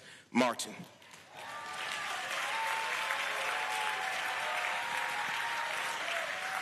First off, let me just say, don't let this light blue fool you. I'm a proud member of Alpha Phi Alpha Fraternity Incorporated, so he's a dear brother of mine, and truly just an award-winning journalist, a political commentator, an author, a media entrepreneur, and he has built a career at the intersections of news, social justice, and unapologetic truth-telling on behalf of Black America. Roland Martin is the founder and host of the Roland Martin Unfiltered, a pioneering daily digital news show that delivers in-depth reporting and analysis on politics, culture, and economic empowerment, and truly from the Black perspective.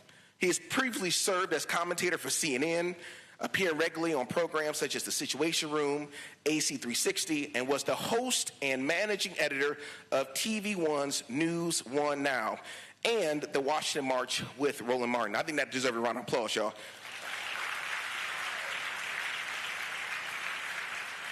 Across print, television, radio, digital platforms, Martin has interviewed U.S. presidents, global leaders, civil rights icons, and culture figures, consistently centering our issues around voting rights, criminal justice reform, economic equity, and media representation. And as a former executive editor of the historic Chicago Defender and longtime senior analysis for the Time Joyner Morning Show. Y'all remember that, y'all? I remember that. He has been repeatedly named one of the most influential African Americans in the nation by outlets including Ebony, Jet, and The Root. I just want to say on a personal front, before I was elected, he actually came to the State House. And I never forget, he was wearing almost the same suit I was wearing. And I thought he was just the coolest black man in the room. And he spoke unapologetically about the issues facing Black America, but centered on holding elected officials accountable to do the right thing. That's the thing that I love about him the most.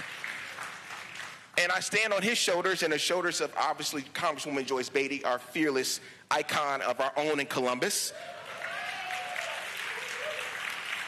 So, Roland Martin is the author of several books, including Speak Brother, A Black Man's View of America, Listening to the Spirit Within, the first Black President Barack Obama, Road to the White House, and White Fear, How the Browning of America is Making White Folks Lose Their Minds. Ain't that true, y'all? Come on. So please join me with the loudest applause you can in welcoming a trailblazer for independent black media, a powerful champion for democracy and economic empowerment, Roland S. Martin, to the state of Black America. Let's go! Let's go!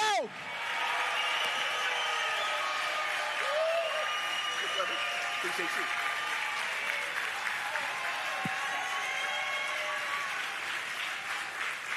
Now we have a surprise for Congresswoman Joyce Beatty. We have a special person who's going to introduce her.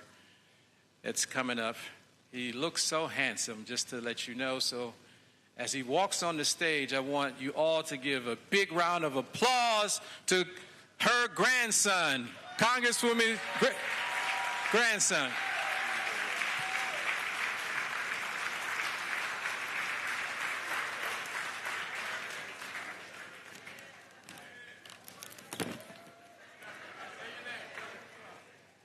I'm Spencer, and good evening, everyone. My name is Spencer, and I have a very special job today. I get to introduce my grandma, Congresswoman Joyce Beatty. Now, a lot of people know her as a congresswoman. They know she represents Ohio's 3rd Congressional District in the United States House of Representatives. They know she has worked for many years to help people stand up for fairness, support small businesses, protect voting rights, and make sure more people have opportunities. She has also made history.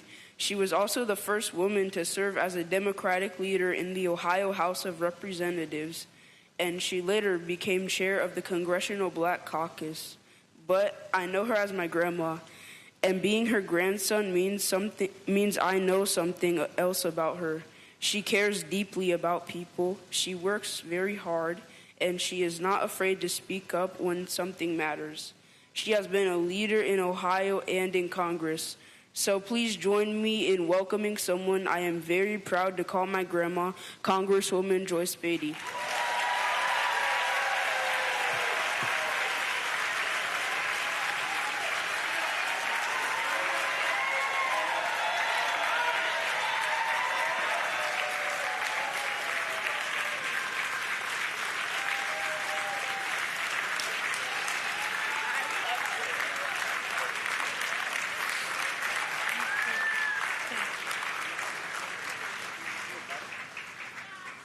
Excellent.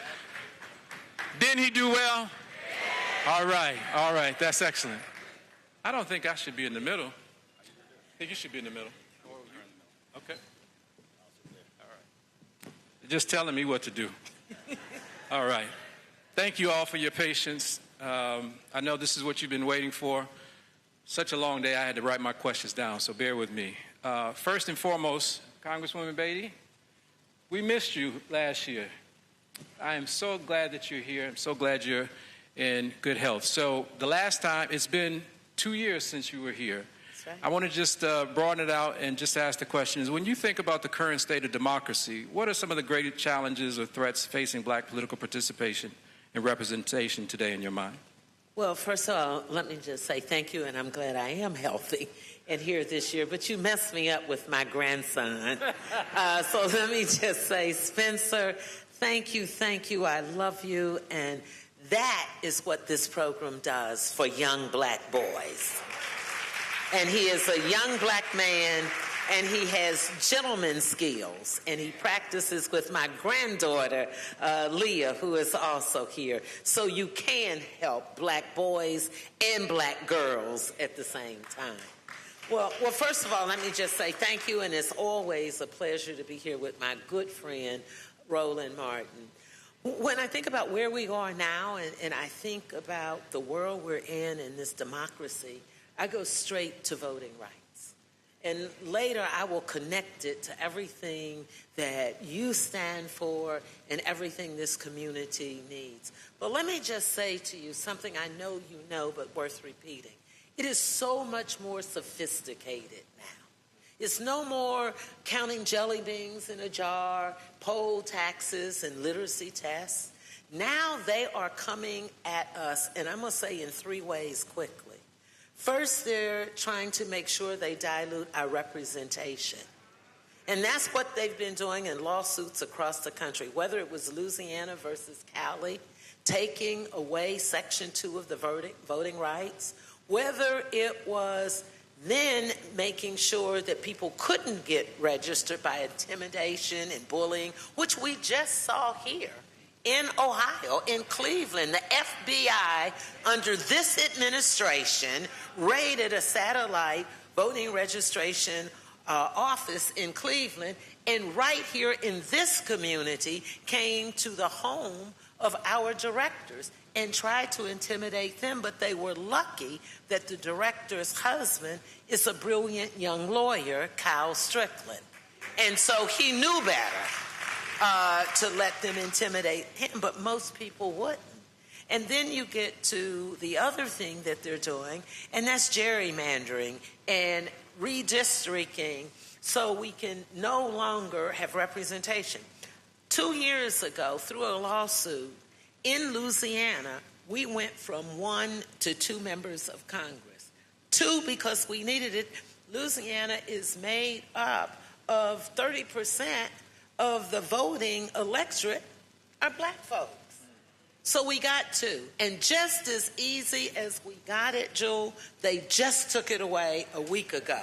And Cleo Fields, who came to Congress 28 years ago at the age of 28, then the same thing happened. 4 years later, he left Congress to come back, still under 60 years of age and serving 1 term, and they've done away with his seat. A black man. I could go to Alabama. I could go more, but I'm going to just do Alabama. Terry Sewell, who has been the single black representative in Congress from Alabama, fought hard. We got Shamari Figures, black man, lawyer, young, scholarly. They just made his district 29 or 30% Democrat, so it would be difficult in the South for him to win. And we could go on. We could talk about South Carolina. We could talk about Cleaver. And just 3 days ago in Georgia, we have 5 representatives from our caucus. They're taking away 3 of the seats. Yes, black seats. So the target is on us. And so that's what we're dealing with. So we have to make sure that people across the United States understand how important it is to get registered and to vote. To get registered and to vote. Voting is not an accessory to anything.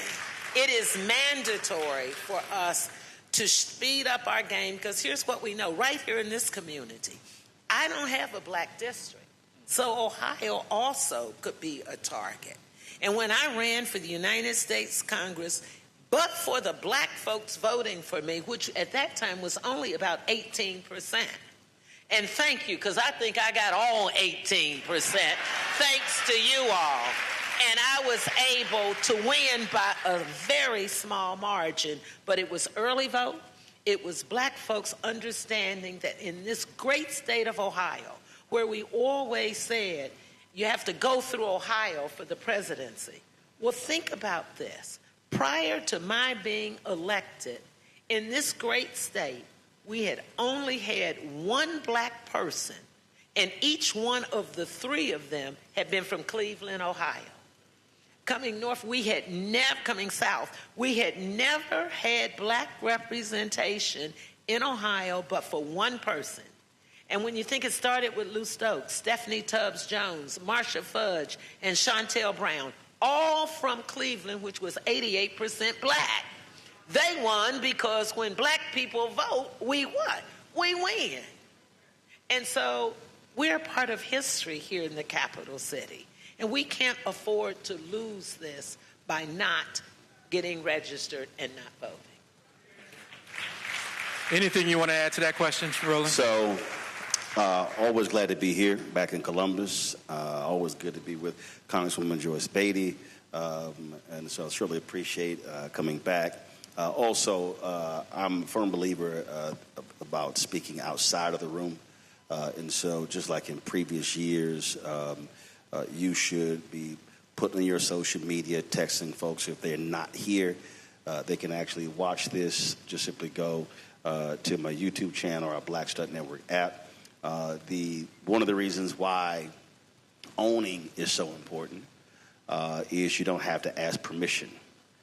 And one of the things that, we did the All Roads Lead to the South march in Montgomery.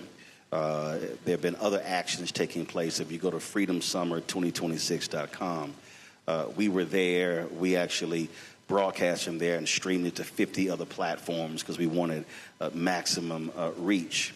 And so we're doing the same thing here. And that's important because we should not look at this. We should not look at this as an event to just come and listen.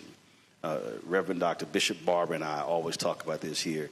These really should be operating as what we call teach-ins, or citizenship education training.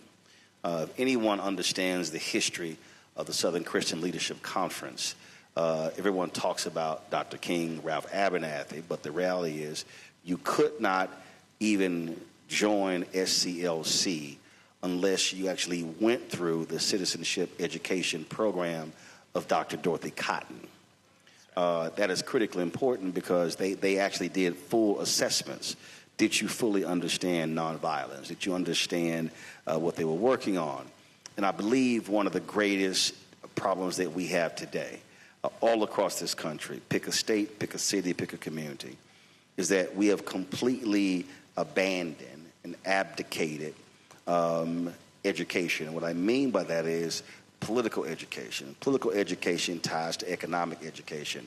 It ties to social. It all goes together. And so the reality is we sit here today at this event as black people worse off than a year ago. And I believe that too many of us are walking around as if we are in a zombie movie, believing that things really haven't changed much. When the reality is you've had 800,000 African Americans unemployed in the last year. You saw black unemployment dramatically increase. It went up to 7.2, 7.3% under the twice impeached, criminally convicted con man in chief. Last month, it went down to 6.6% only because a lot of black folks checked out of the labor market. Remember, black unemployment was at its lowest in recorded history under Biden-Harris at 4.8%. So you go from 4.8% under Biden-Harris to a hot 7.3, but now 6.6, but it's going to go back up. You have that. Two, what you also have, you have had a complete effort, and I've been yelling and screaming this, and it just keeps coming true, to defund black America. You have a direct attack on the entire, and I mean, people understand, the entire black infrastructure / ecosystem. If you look at what's going on, this is not just Washington, D.C. It's states as well. It's counties. It's cities. They are attacking political. They're attacking economic. They're attacking social. They're attacking education because they literally are pissed off at the 1964 Civil Rights Act, 1965 Voting Rights Act, 1968 Fair Housing Act, but you got to go back further. They are ticked off with the 3 Reconstruction Amendments, the 13th, 14th, and 15th Amendment. So we have to recognize that we have an extreme court, not a Supreme Court. And just to understand, again, how crazy this is, you heard Congresswoman Beatty talk about the Louisiana versus Calais decision. This is what is so insane. This is literally the same extreme court that ruled that Louisiana racially discriminated against black people to create the seat. They literally ruled that Alabama racially discriminated. The Alabama legislature comes back, defies the court, refuses to draw it, draws a racially discriminatory map, and then says, let's go back and get one more shot. And they did. That happened. Today, the Supreme Court refused to hear a challenge to a lower court ruling that came out of Arkansas. And I've been warning folk for the last 3 years this case was coming, that they are not, the lawsuit said only the Department of Justice can file discriminatory lawsuits again when it comes to voting rights. So that lawsuit was designed to prevent the NAACP Legal Defense Fund, Lawyers Committed for Civil Rights Under Law, ACLU, Black Voters Matter, or any group from filing lawsuit. Conservative court ruled in their favor. Conservative Appeals Court ruled in their favor. Supreme Court just allowed lower the stand. So in those 8 states, and look, Missouri is one of them, but these are not populous states for African Americans. In these 8 states, then the only folk who can file a lawsuit is Trump's Department of Justice. Do not be shocked to see that exact same lawsuit filed in the 4th Circuit, the 5th Circuit. That's going to hit all of them. And so we have to understand this. Under Biden-Harris, the last year, $10 billion in federal contracts. Only 2%, but it was the highest amount ever. Under Trump, that number is already down to 1.2%. They want to wipe out. I have talked to black contractors, folks who have done amazing work, contracts frozen. Not only that, the attack against DEI has completely altered every black nonprofit in America. Some have seen the eradication of up to 80-90% of their funding. The black folks who worked in those corporate offices no longer are there. They've been gutted and wiped out.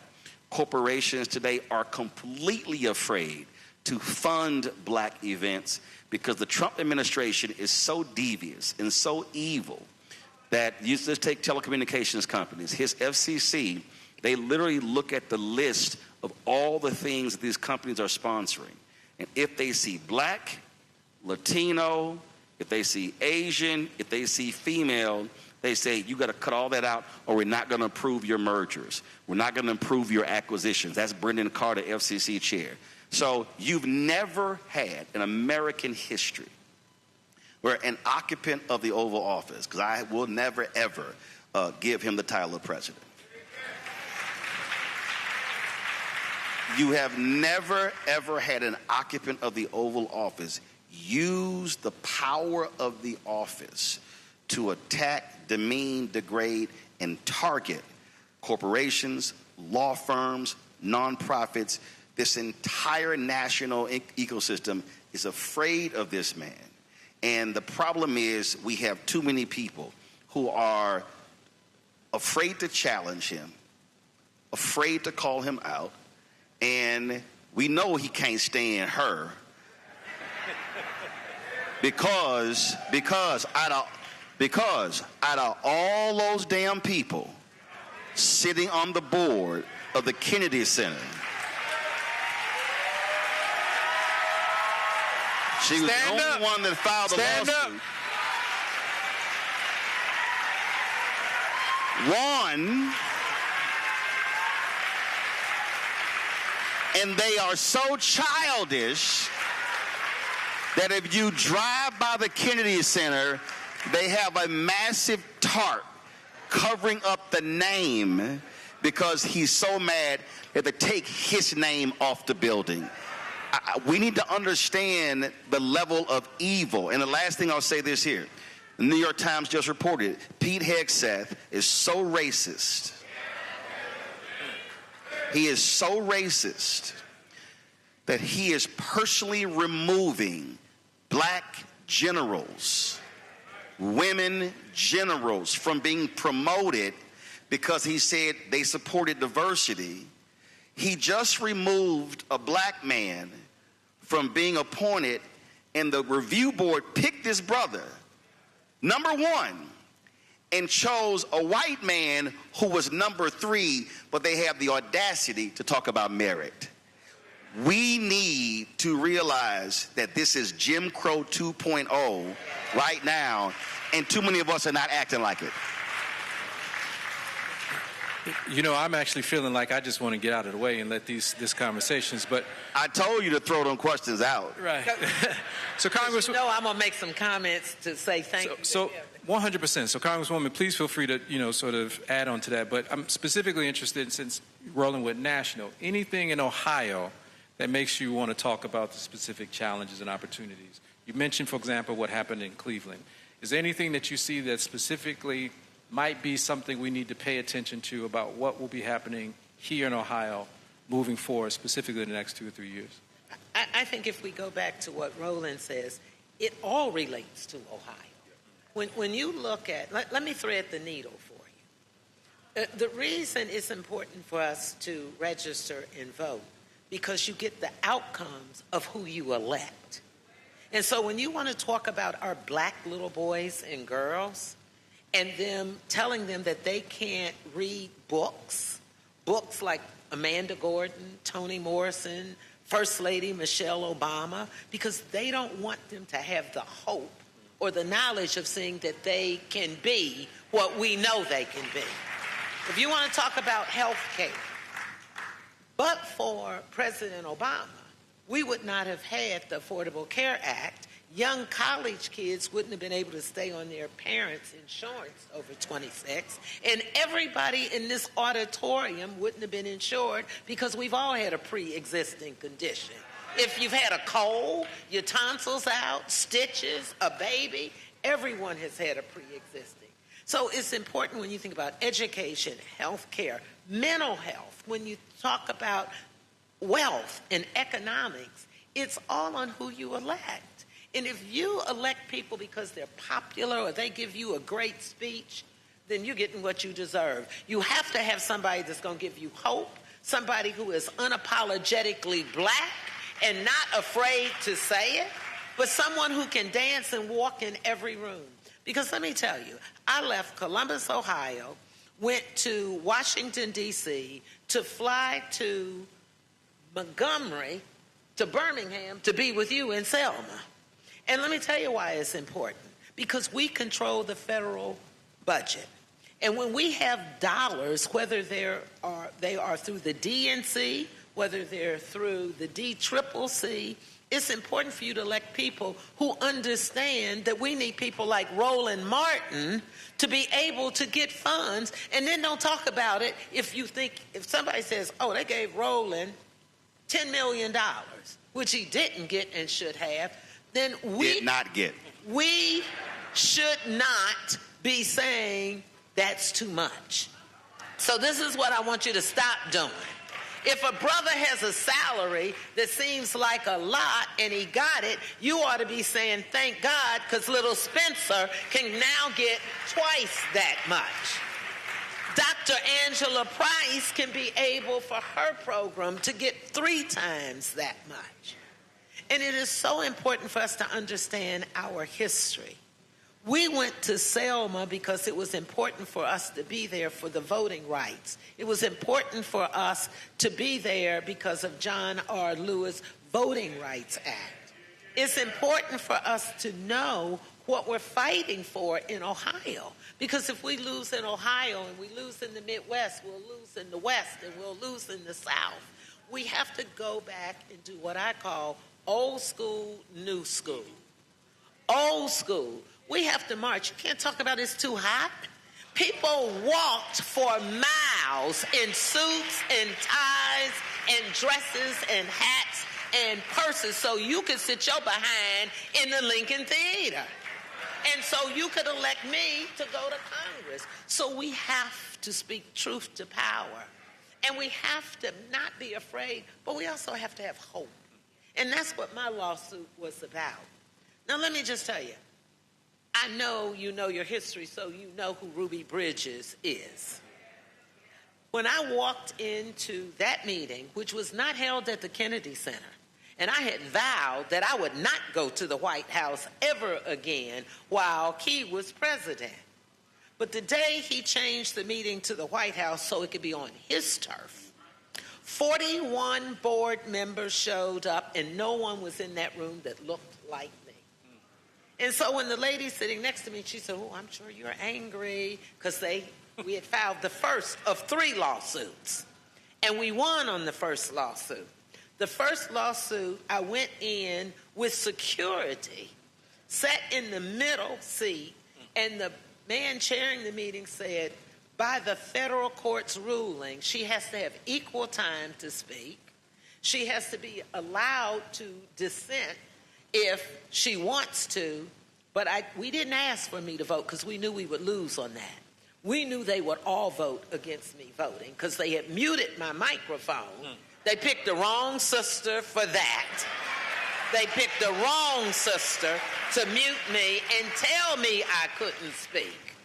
And that was the first lawsuit. So make a long story short, It did take courage, but I thought about Rosa Parks, who got arrested. I thought about Fannie Lou Hamer, who gave her life.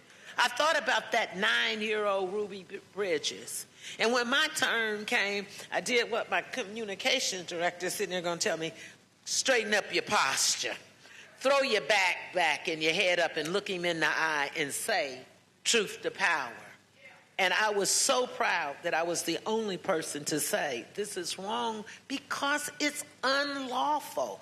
We cannot let people do things that are illegal, because if any of these brothers and sisters go and do anything illegal, you know what the consequences are. And so we won on that lawsuit. We filed then to take his name down. 4 hours I sat in that courtroom with 6 attorneys. And let me just tell you, the day we got the verdict from the federal judge Cooper that we had won that case, it was feeling like Rosa Parks and Martin Luther King and everybody else that I thought of that fought for us, because I was fighting for you. I was fighting for the Lincoln Center. I was fighting for the Martin Luther King's Performing Arts Center, and every black performer, every family, every little black kid that walked into the Kennedy Center, for every black performer that man said was irrelevant, not talented, and he'd never have them. People like Gladys Knight, people like Aretha Franklin, Patti LaBelle, Smokey Robinson, and the list goes on and on. And so I spent 13 hours standing in front of the Kennedy Center. And at 4:00 a.m., I looked at my watch, and the letters to his name came down. The only member of Congress in the history of the Congress to sue a sitting president and win. That is the courage and the hope I give to you. That is the power that we can have if we educate our little black boys and girls. And I want to say thank you to Roland. Roland is a dear friend. Roland has had me in his studio, which is amazing, by the way.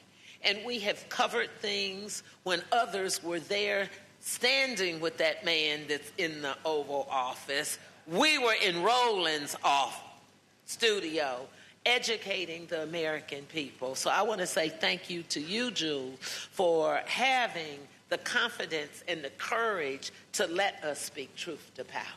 There's something, there's something that the Congresswoman said that everyone here, you need to really understand the role that you play. She said, quote, by federal decree, which means that was a federal judge. Even though she's a member of Congress, she's in the House. House members don't have a say in who becomes a federal judge. That's the Senate. Presidents appoint, Senate confirms or denies. So you ask the question, Ohio, you've got a Senate election. So to understand, you have the 2 oldest individuals sitting on the Supreme Court are Sam Alito and Uncle Clarence Thomas. But I need you to follow me here. If either one of them chooses not to retire, not by November, but by January, because you got to understand, the election could happen in November. Democrats could take back the House and or the Senate. One of them can retire, and I can guarantee you they will move for a confirmation immediately, meaning in November or December before the new Congress comes in. But let's say they don't retire. That means that Democrats can control the Senate, and then they can determine if there's even a hearing. I dare say that Democrats should have the guts, if one of them decides to step down or one of them passes away, to say to Republicans, we ain't going to hold we're going to do the same thing y'all did.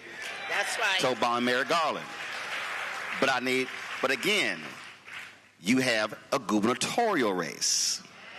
You've got on the Republican side Vivek Ramaswamy, who don't give a damn about black people. By the way, understand he should be thanking black people, because the only way him or his ancestors could come into the country was because of us fighting to change the immigration laws. But follow me here. He has already said he wants to shut down Central State University. So I need you to understand. It's not just your vote. But the question is, and I'm going to go back to what you said when you ran, you said you got all 18%. I need you to understand also why we're losing. 2008, 2012, you had massive black turnout the election of Obama. The 2012 election was the first time in American history by percentage more black people voted than white people. First time in history. I'm trying to, the reason my book is White Fear, because they not only saw that, they also saw the changing in terms of the demographics. They'll be a minority by 2043. So you have to understand, the problem is since 2012, our numbers have gone down, down, down, down. It went up in 2020 only because it was COVID, they expanded access to the ballot. It goes down in 2024. So what does that mean? What does it mean? It means that we simply are not voting our number. Congressman Harold Washington was elected the first black mayor of Chicago because 85% of all eligible black voters voted. There were some precincts by noon, 100% had already voted. They literally were like, can we go home? Why are we still open? And they said, no, by law, you got to stay open. Why is that important? Because we have to look at numbers. We have to look at what's turnout, not percentage, turnout, raw numbers. So when I was here in 2024, I was in Cincinnati, and we were and I've been telling us the D9 other places. So I'm at a black-owned restaurant, because whenever we travel, we only go support black-owned restaurants. And I'm in the restaurant. A brother comes up to me. He's an alpha. He said, hey, man, we're going to be at the Bengals game tomorrow doing voter registration. I said, why? He said, what do you mean? I said, okay, you're going to be in the parking lot doing voter registration. I said, you're going to be out there 4 or 5 hours. How many people are you actually going to see? He goes, I don't understand. I said, this is what you need to do. You need to go to the Board of Elections. You can go on the website.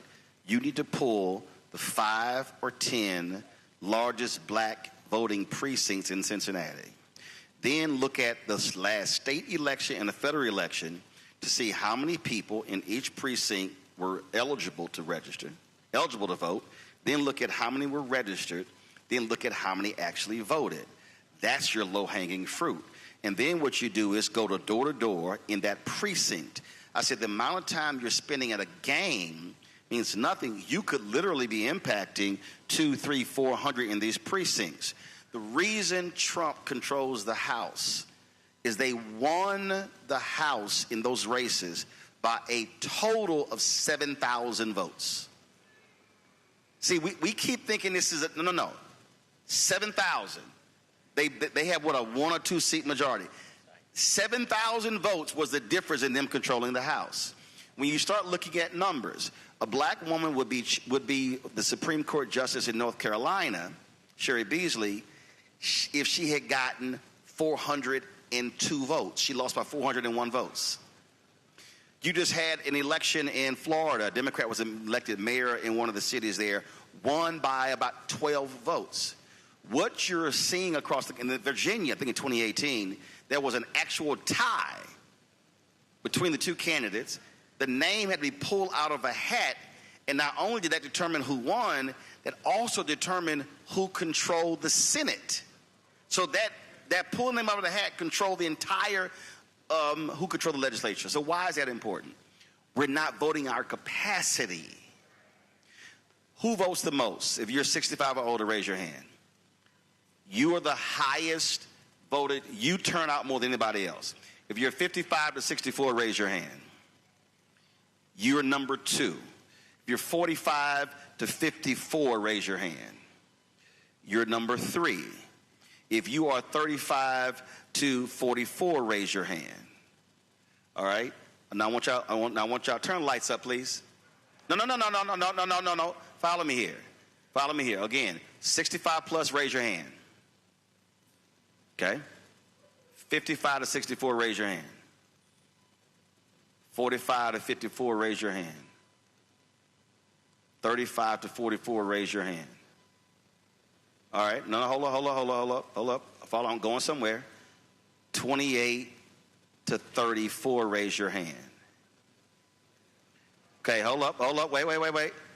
18 to 27, raise your hand. All right, so here's why I just did that. You just witnessed how I started at 65 plus, more hands went up, and as we went down, fewer hands went up. That's actually the voter turnout. There it is. So the issue that we have right now in numerous places, we're not voting our capacity. We're leaving 10, 12, 15, 18, 20, 30, 40, 100,000 votes at home. Georgia had a gubernatorial election a couple of years ago. 900,000 and 1.1 million black folks did not vote.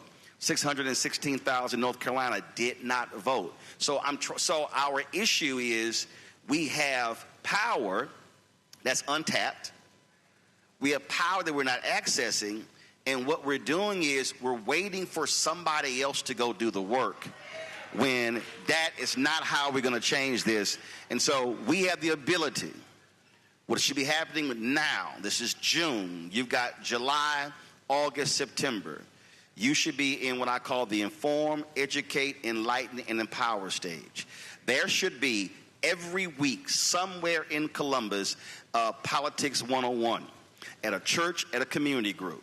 Then you find out what's the voter registration deadlines. Now you focus on that. Now once the deadline hits, when does early voting start? And then when is the election? Now let's do the same thing in Montgomery. Look at our vast resources. How many churches and community groups have buses and vans? No, we're going to take folks to the poll. That's old school. Right. So I need us to get out of this idea that this is voter mobilization. This by itself is not voter mobilization. You have to actually talk to people. If a person says, man, I ain't voting, this is real simple. This is all you have to say is, I'm telling you, if somebody said, that stuff don't matter, it's not impacting my life. You have to say, I want you to understand, your birth certificate is a government document. Your public high school diploma, your immunization shots, those are government documents. You went to a public school, your diploma is a public document. If you went to a state college, that's a government document. When you got married, that's a government document. When you get divorced, that's a government document. When you die, your death certificate is a government document. So we have to get people to understand government touches every facet of your life. Exactly. But we have to ask them, what are the 3 things you care about? And then walk them through. We have to be connecting the dots in order to educate folk. So we are assuming people know. How many times, Congresswoman, she's heard it, man, the CBC, man, they don't do a damn thing. Not even understanding that a CBC member can be sitting on a committee and literally can remove a line in a bill that can completely alter the bill. So the point, if you're not present, then, or if they change these seats and you got a Republican sitting in there, then you don't have somebody go, hold up, we can't do that. If Democrats get control, and this is not a Democrat-Republican thing, this is a black thing. See, the political system is a delivery system. So you have to decide who can deliver more things to me, them or them. If they are anti-black, meaning Republicans, they surely not going to deliver anything to me. So if this is a delivery system, I'm going to vote for the Democrat, but then hold them accountable to bring back what I asked for. So when Congresswoman Beatty, Democrats control the House, she now sits over the committee on House Financial Services that will be dealing with banks. So she's now questioning. See, so folk need to understand, and it's not just Ohio. She's now challenging them, the national banking policy, the national housing policy. In every facet, she can sit here and say, Bank of America, JP Morgan Chase, Wells Fargo, what is your spending on external law firms, on external accounting firms? What are your contracting? Not just board members, what's your black-owned media advertising? That's how expansive it is. So we need to understand what political power actually does for us. Let me just jump in here, because this is amazing to bring it back to you with Ohio. And I just happened to have this. Had no idea we were going to go this way. So we used to have funds that came back to the community, set-aside dollars. They didn't like that. Democrats were in charge. We brought them back, but we were smart. We called them community projects. So, Jewel, to answer your question and to back up what Roland just said, I'm sitting as the chair of a committee. I'm chair of the Congressional Black Caucus, now the first to be chair emerita. So what happens? All politics are local. So we have Elgin Ward YMCA and the James Ashburn, right? $3 million I got in a line item for them that never received monies before. Now, hold on.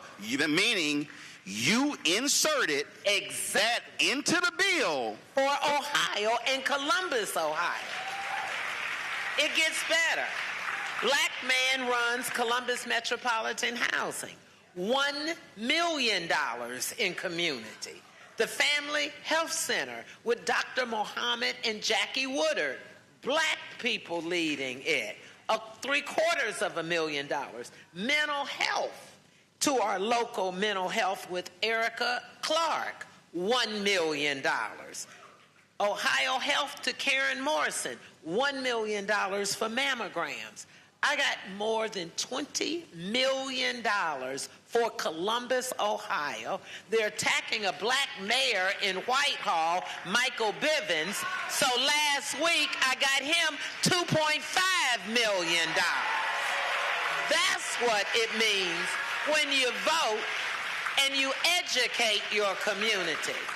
And this is stuff, it's like you said, it's not about me bragging, but you put me there. And you have to make sure when you put people there, they can't say, oh, we can't raise money. Right. Oh, we can't do it. Anybody tells you that, don't vote for them. And you tell them I told you so. Because we are at the most critical point in our lives. And it is so important that we come together. I couldn't do a lot of this stuff without Roland Martin. I'll call Roland. Where should I be? What should I say? You have to be able to connect. I'll call Jewel and I'll say, okay, what are you working on now? Who are your sponsors? Can I help? Can we figure this out? And that's what you can do when you're educated about the numbers and the facts. All right, thank you. So Jewel. Let him go with his question. Sure. Come on. So again, we're connecting dots. We're connecting dots. If expand what she just said now to when you have a U.S. Senator for the whole state. There you go. The reason HBCUs, and I'm going to pull up Central State's number in a minute. The reason HBCUs got $17 billion under Biden-Harris. With the B. With the B. The most in history is because of a brother from Virginia who chaired the subcommittee. I need y'all to hear me. Because he's a Democrat, he became the chair. When the Republicans control it, she's the ranking member, meaning you in a minority. So here's Bobby Scott sitting here as the subcommittee chair. Bobby Scott, I'm seeing the money coming. And so folks like, man, why they ain't saying nothing? So Bobby, he's an alpha. I call Congressman Scott. He's like, Roland, I love to come on, but I don't want nobody to know. That's right. He said, listen, we may not be in control of the House after November. I'm trying to shovel as much money as I can. You supposed to be saying this? I'm telling this is a no. He's come on the show and we talked about it. But he literally said, he said, I've shoveled so much money And again, folk don't know. They see Clyburn, they see Congresswoman Maxine Waters. Don't realize he's the chair of the subcommittee. That's where the $17 billion came from. And so by being over the committees. And so when we talk about state of black America, power, political capital, and then I know some simple Simon Negroes out there who going to say, man, I'm sick. Y'all talk about all this government stuff, do for self, do for self. Let me be clear. When the twice impeached fool went to Saudi Arabia, 42 American CEOs went with him. There you go. So if you think that government, no. Corporate America uses government. Law firms use government. They understand that government can drive the Saudi Investment Fund. It can drive the sovereign wealth funds across the world. They understand that. Capital gains, tax policy, all those things. And so how silly do we look saying, nah, man, we ain't doing that government thing. We going to do for self, when the richest corporations, and Elon Musk became a trillionaire because of government. Exactly. He got $38 billion in tax subsidies, and we sitting here saying, why y'all sitting here talking about government? That's how he became a trillionaire. That's how Apple. So how stupid do we look not maximizing government the way they are? That's called playing chess and not playing checkers. Thank you. So, listen, we're running out of time. And what I want to do is actually just create some space for community questions and answers. And while we actually have Brother Teddy put himself in a position just to allow the community to answer a couple questions, I'm going to let Roland and Congresswoman Beatty maybe say some final words. But just on this last piece, because the one thing that you just mentioned is, how do we get folks out of thinking a certain way? It also just has to do with the sort of narratives, like the narrative of, what does it mean to have black faces in high places? What do we want? Black faces in low places? So what I want us to actually talk about is just, wrapping up some comments, is what would you say, for example, to those young, because you gave the age categories, those are 14 to 18-year-old black males. So for both of you, what message of hope, what message of urgency, and what message of action would you conclude on before we go to the community answers? But specifically for some young folks who might be caught up in some of these questions and things that we just need to get out in terms of myths about political participation. Well, I think you have to understand that we now have some of the youngest brothers in Congress that we've had in the history. And it's important because while Bobby Scott has been there for a while, he is a black man, he is a scholar, and he will have a gavel, which means he will put more money not only into HBCUs, but into public schools, so you can have programs whether you go to college or you're in the workforce. You have to think about the war, and you might not be thinking about that like when I was your age and the generation for our young boys who had to go to Vietnam, who had to go to World War II and fight. This president has put $132 billion already in the war with Iran. And when you think about somebody in this room or in their family went to bed hungry last night, someone went to the grocery store and put half the things in their cart back. Someone pulled up to the gasoline station and got $10 versus $50 worth of gas. That's in this room. And so I'm saying to you, stay in school. Get your education. That's right. I'm saying to you, go to college if you can and want to, and if not, get a skill. I pay more for my plumber and my electrician than I pay for people who have degrees. So it is not necessary for you to go to college, but it is necessary for you to do something. Let me just say this. A black man from Mississippi, Benny Thompson, will have a gavel over Homeland Security to protect you and to protect the good police officers who protect us. Then when you think about Maxine Waters, and I'm second chair to her, we will rule the Federal Reserve where they tried to get rid of Lisa Cook. When you think about this little black girl to these black boys.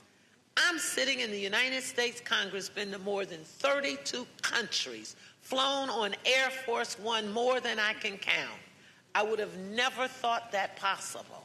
But someone sat on a stage and said to me, to act free is to be free. And so I want you to be free, because freedom is what you're here today learning about. So I'm going to say to you very simple. This could mean you, or it could be your classmates. There's somebody who is going to school every day, and they've maybe had one meal a day. And before you mentioned the child cuts, I know other state governors have been turning down federal money. This headline says, this is April 10th, 2026. As Ohio's summer meal programs see increased use, federal cuts make it harder to fight child hunger. It says some sites provide up to 10 days of meals per child every 2 weeks, and bulk items like bread and milk are available at some sites as well. So to understand, again, we spend billions of dollars on new sports stadiums, but then don't want to feed people. So if you are a high school student, junior high, elementary school, college, understand that that federal SNAP program is providing food. You may have a classmate, and I heard this directly from teachers, you may have a classmate who is completely unruly, who is out of control. Well, we never factor in he or she could be hungry. So when you have these politicians stand up in these grandiose terms and talk about, oh, we're going to cut SNAP benefits, they are literally saying we're going to not provide food to people. And then they throw out waste, fraud, and abuse, when the greatest waste, fraud, and abuse is in the Pentagon, not in the food program. So what I want you to understand is that the fight that's happening today, I'm 57, I'll be 58 in November, the fight today, I'm not fighting for me. I'm literally fighting for my 9 nieces and 4 nephews. This is a battle for the future of black America.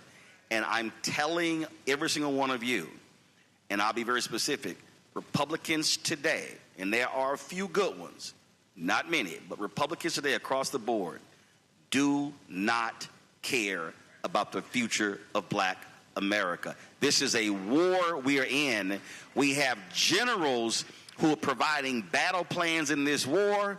We need foot soldiers.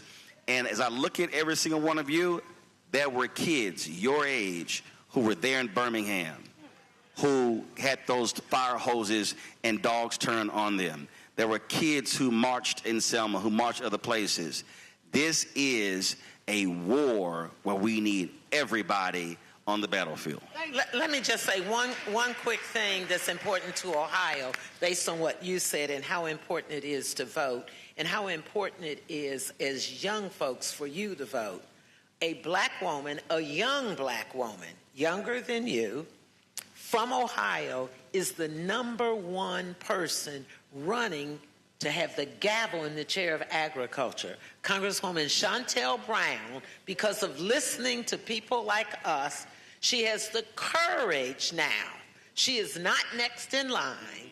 But what I've been telling people, don't let anyone say to you as young black men, you have to wait. The time is now. You don't have to wait. And agriculture is the second largest federal budget. And that is where SNAP falls under. It also controls that they told me that I shouldn't be voting. I eat Cheerios all day long. A bill came up and regular Cheerios or Honey Nut? Honey Nut. Okay, all right. A bill came up that said poor kids should not be able to have cereal. Yep. And then we had a thing that we were going to pay for the boxes of chickens that they can give you out. You get a 2-pack. We put that on the SNAP. Every person on the other side of the aisle voted against it, said poor people don't need to be getting snacks because they come from restaurants. I am telling you, we are dealing with those kinds of things, and that's why it's important for people to get registered, to vote, and to support this program. Last thing, because he's not going to ask for it. You know, everybody in here has 50 cents or $1 or something. When we have programs like this, we ought to have community sponsorships where we say, we're going to come in here, you get to come in here. We ought to ante up $5, $10 and let it go. It's not going to him. It's going to that corner over there. It's going to that corner over there. We have to start paying our way. And that can be a quarter, it can be $1, because most of the people that raise money through Act Blue for us, they give $2 and $3 and $5. So I'm just saying, thank you for being here. Thank you for supporting us. Thank you for getting registered to vote. And you know I got to give them my tagline. I'm Congresswoman Joyce Beatty, and I approve this message. Love you.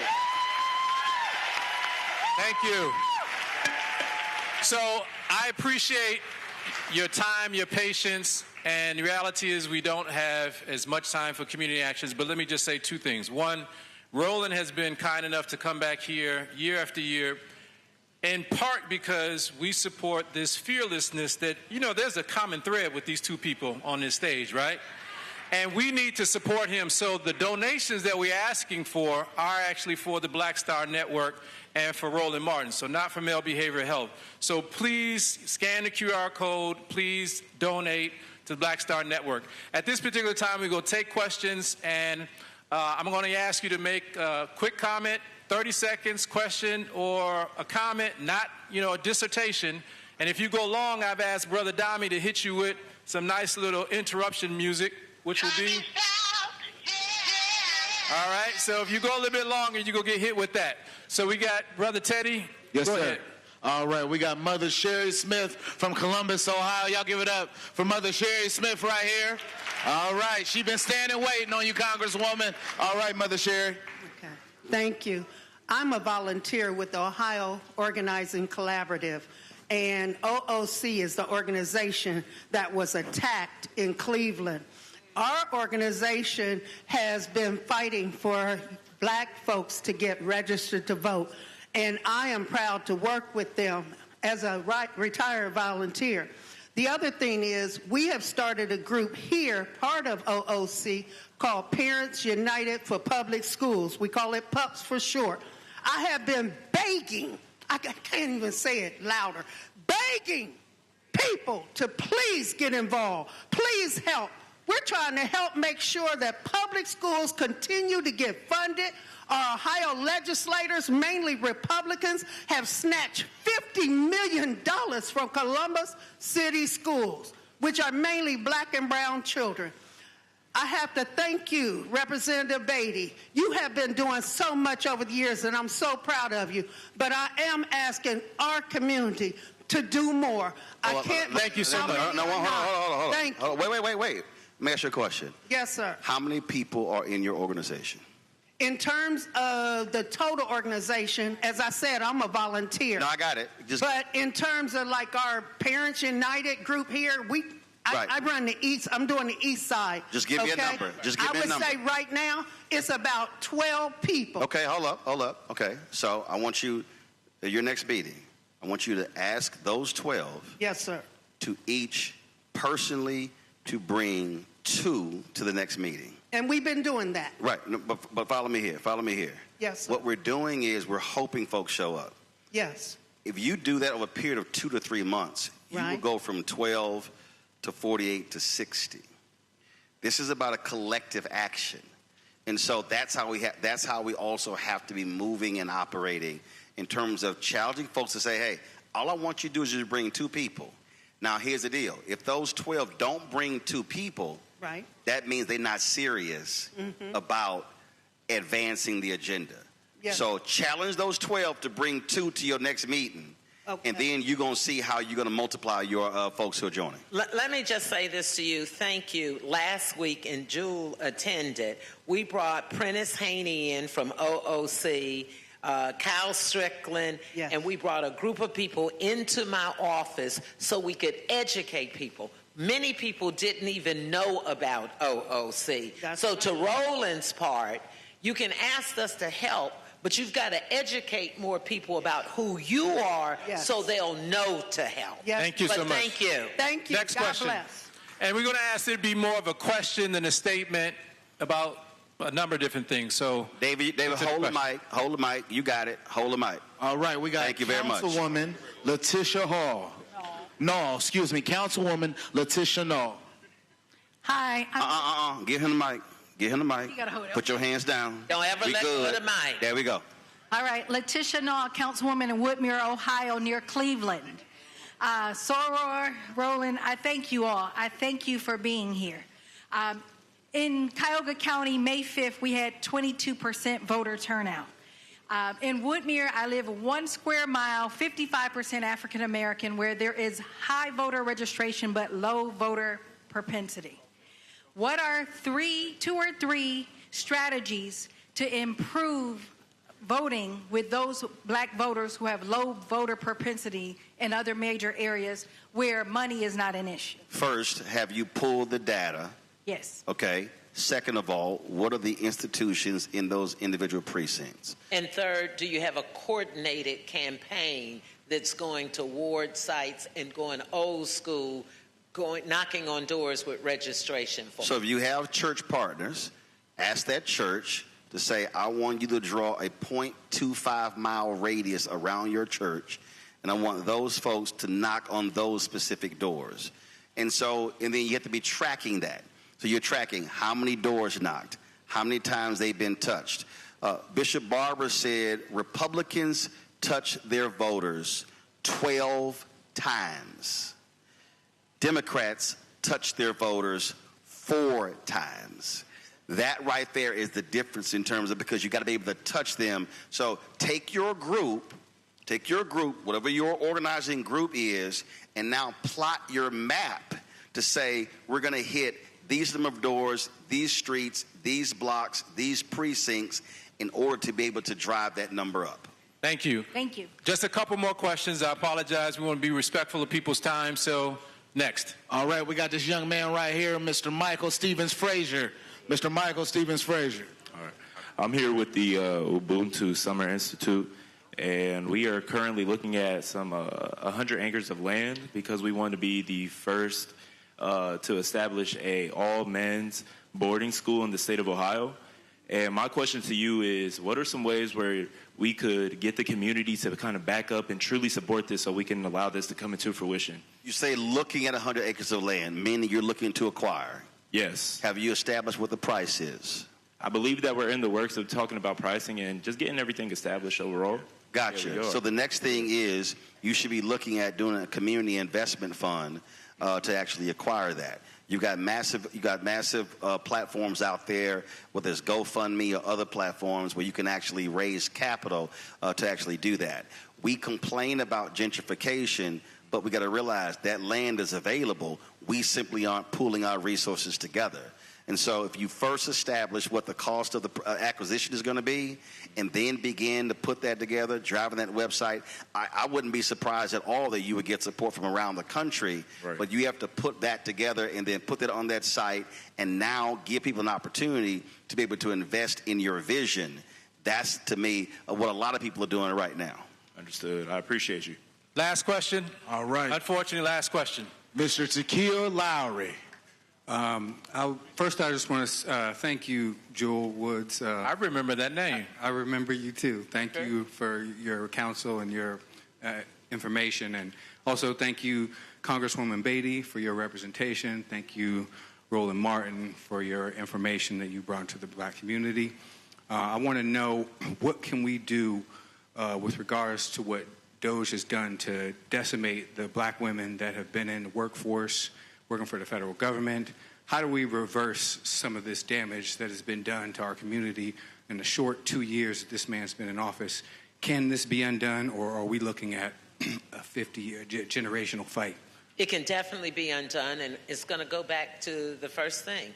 You can only get people out of office if you register and you vote.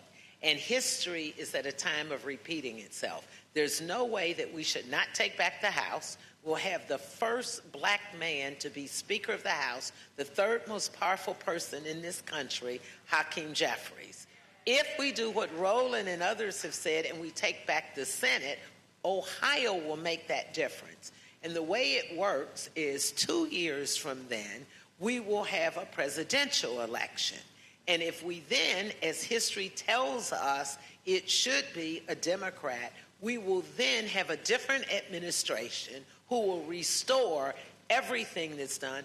Our first executive orders will undo and put back in what Biden put in after the first presidency. He took away diversity and inclusion. He took away everything that we had for black people. Corporate America bought into it because they were afraid. And so we can definitely undo it. It has happened before, and it will happen again. Vote. So I need you to go micro to macro. What happens is we keep thinking macro as opposed to going micro. What I mean by that is people come to me all the time and they say, man, who's going to run in 2028? I said, I'm not thinking about 2028. I said, I'm not thinking about it.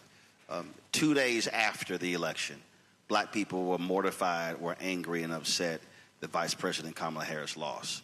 I totally understood, but I was already over it. And people were like, dude, how are you over it? I said, because the election is over. My focus was already on the Wisconsin Supreme Court race. Then it was on the Louisiana Constitutional Ballot Initiative. Then it was on the Louisiana mayoral election. So I'm always looking at what's next. So you've already had your primaries in Ohio. So the question now becomes, Ramaswamy, Acton. Okay, no, wait, hold up. But here's the deal. If you say Acton, then the next thing is, okay, Acton, what is your plan of action for black people? 2, what is your strategy? What is your investment going to be? Because who was the dude who was the congressman of Ohio who totally ignored black folks when he ran for the Senate? What's his name? Tim Ryan. That's why, listen, and I personally texted him and said, are you going to go to the Cincinnati Music Festival to recruit? He never responded. That's why he got his ass whooped. So, no. But again, no, we have to be extremely strategic. Sherrod Brown, I was talking his campaign last time. They never actually followed through about bringing my show here and doing some things at Wilberforce in Central State. And then now on election day, he's running around and because you did drive the black vote, same thing. So we have to be asking those questions. So what are the next races? And then once November, so you might say, hey, you know what? I'm good in Ohio. But you know, you can also volunteer the phone bank to call another state. And so if you're talking about the United States Senate, you're looking at, in terms of what the targets are, Ohio is one of those targets. And so you got to be maximizing. So the goal is, Democrats' goal is to hold Georgia, win North Carolina with Roy Cooper, win Ohio, even though you got a crazy candidate in Maine, but his voting will probably be different from Susan Collins. You got potential in Iowa and Alaska, and then you go in Texas or some other states. Well, Ohio is one of the top 4, and you got Michigan to hold. So Ohio is one of the top states to take, Ohio, North Carolina, and Maine. Now you look at the House. And so the goal is to take either the House and or the Senate. You can't take the White House. The election is not until 2028. So you focus on what you can take. And so right now the focus is take the Senate, take the House, take the governor's mansion, because if you take the governor's mansion, then you have the ability to stop a lot of the things that the legislature is doing. Now you start looking at your state Senate and your state House races. Again, we're expending wasted energy talking about who's going to run in 28, and if you're not mobilizing and organizing for 26, then you're ignoring what's going to be happening next. So focus on what's right in front of you. Thank you. So at this particular point, we're about to wind down. I appreciate it. This is where we would have had a sort of call to action. And again, one of the reasons why Brother Roland has been kind enough to keep coming back to Columbus, because I keep convincing him, or at least making the argument, that Columbus is going to be different. So literally for the last 5 to 6 months, we have been working on this civic education program that he's been challenging in us. And we wanted to launch it tonight. So you'll get that invitation shortly, because we had some technical difficulties. So at this time, I'm actually let these beautiful people sort of close us out.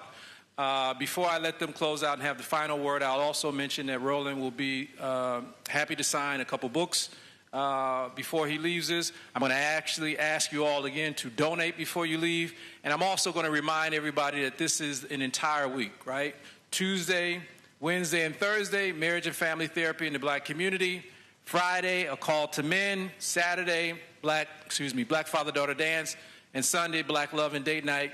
Look at all the sort of participating restaurants and stuff that are doing that. So at this particular time, I just want to give Congresswoman Beatty and Roland Martin the opportunity to sort of some final thoughts to close us out as we walk out. You know you going first. Stop it. I don't know why you keep talking about it. You my guest. Go ahead and go first. Let me just say. Very rare Alpha will let anybody go after us, but go right ahead. Go ahead. Well, you know, Delta Sigma Theta sororities in the house, so. Yeah, wearing your pink. Deltas can wear any color. As you in blue. Here they go. Here they go. You in blue. And Alphas can wear all of the colors. Here they go. Let me just say to the audience the two most important words I can say, and that's thank you. You've been a great audience. You've been a great supporter. So we're going to ask you to donate, and everything must continue to go back to getting people registered and voting, because that is the single most important thing we can do. History tells us that. If you go back to 64, 65, 68, if we go to 1972 when we were in the Midwest in Gary, Indiana, that was the largest at that time gathering of black folks to make sure that we got black folks elected. People like Senator Herschel Craig that's sitting here, that's been a fighter in this community. It is so important for us to do that, because at that time you had great leaders who came together, and it's a history you should read about, because you had prominent leaders from Jesse Jackson to Shirley Chisholm, the first female, by the way, to run for president as a serious candidate.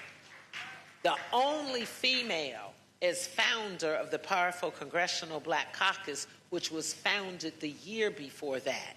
And all of that was set by the stage because we had had prominent leaders like Martin Luther King in 1968 die, Malcolm before him in 1965.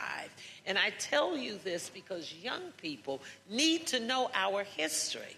So when you feel that you're hopeless, when you read our history and you see what black people did, not for themselves, but for us so we could have a better life, right now, all of that with this administration is trying to take us backwards. They're making woke a bad word. They're saying get rid of everything that was woke. Well, the opposite of woke is asleep. So thank God that we are woke. Thank God that we are black, and thank God that diversity, equity, and inclusion is not about a handout. And thank God that we have talked about boys and girls, men and women coming together, because my liberation is not a competition. We have to be in this together. And that's the only thing that I ask you to remember, to stand together, to stand united, and to stand on the shoulders of so many people who died for me and you to be here. And a change is going to come. A change is going to come because we are stronger together. And I want you to remember that. So my message is one of hope. Powerful. April 3rd, 1968 at Mason Temple in Memphis, Dr. King gave his last sermon. And in that sermon, he said that black people, black people individually, are some of the poorest in America. He said, yet collectively, we represent one of the largest economies in the world. I want you to understand that dichotomy. Poorest individually, one of the largest economies in the world. The United States economy is a $30 trillion economy. China is $19 trillion. If you look at the wealth of African Americans, our wealth exceeds most African nations in terms of their gross domestic product. But the question is, how do we then move as a collective? I'm working on a book that'll be dropped in February, and I'm talking about this. Where Dr. King, in his book, Where Do We Go From Here, Chaos or Community, he said there were 4 institutions that were primed to liberate black America: Negro Church, Negro Press, Negro fraternities and sororities, and Negro professional and business organizations. He said, yet none of them have collectively given their all to liberate black America. Where we are today is that too many of us are fixated on being entertained. When someone comes to you and they said, man, preacher, man, he preached a sermon, I want you to ask them, what was the scripture? If they only tell you about the hoop part of the speech, that's the feel-good part. But the basis of the sermon is the scripture. If you can't name the scripture and the points, then you didn't really pay attention to the sermon. You were entertained by the hoop. So where we are now is that when we have these gatherings, we come, we gather, we take selfies, we post videos, and we say, man, it was a great conversation. But how many of us then say, what am I going to do tomorrow to do the work? You heard me earlier say that we have generals, but we don't have enough troops. I always think about Nehemiah. Nehemiah wept when he learned that the wall had crumbled. And then when the king said, go check on your people, Nehemiah surveyed the wall. Nehemiah surveys the wall. He comes up with a plan of action to rebuild the wall. But the critical part is that he goes to the people, and then the people said, let us rebuild. What is happening is that today we are asking the Nehemiahs to come up with a plan and for them to rebuild. We are not accepting the us part. And so then when you keep reading that, you see that there were haters. Haters said, y'all can't build that wall. That's haters saying, y'all can't register low propensity voters. Y'all can't raise money together to pay for this. Y'all not going to be able to do nothing to raise the money for the 100 acres. Nehemiah said, ignore the haters, keep building. Then as you begin to make progress, and all of a sudden the haters said, oh no, we got to stop you from proceeding. Let's be clear. There are going to be some black haters trying to stop what we're talking about.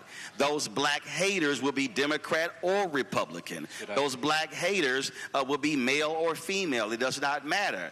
And so Nehemiah said, keep one hand on your weapon, but keep building with the other hand.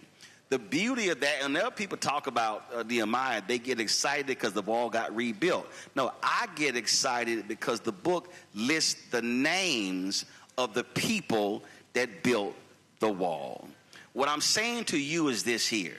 If we come back 20, 30 years from now, and the conversation in Columbus, and the conversation is Ohio, is about what Fannie Lou Hamer did, what Dr. King did, what Carl Stokes did, what Louis Stokes did, what Marsha Fudge did, what Joyce Beatty did, and your names are not mentioned, that means that you didn't do any work.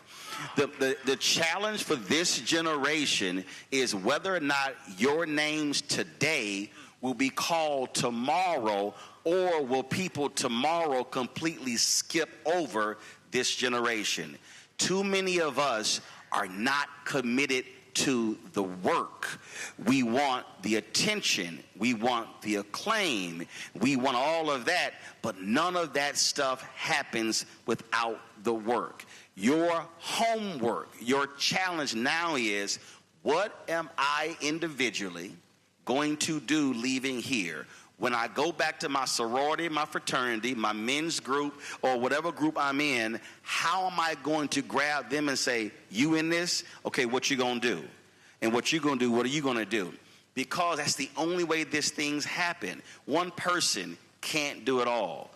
Every person in this room has the ability to completely change the future direction of this city, in this state, in this country, But if you come back to this in 2027 and you do a personal annual report and you look back and say, man, I didn't do anything in the last 364 days, you are the damn problem. All right.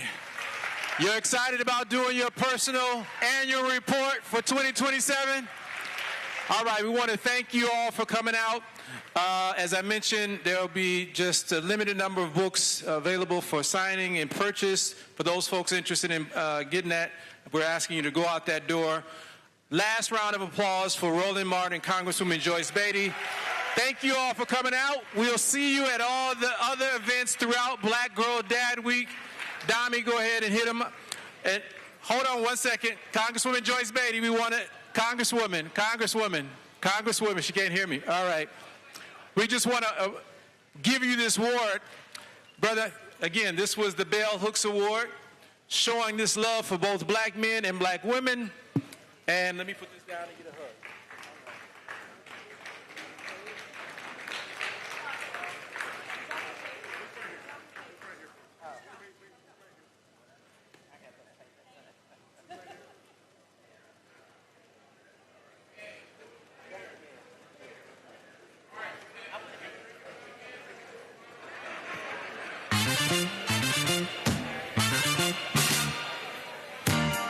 We thank you all for coming. We thank you all for coming. Like he said, you can go right over there and get you a signed copy, Mr. Roland Martin.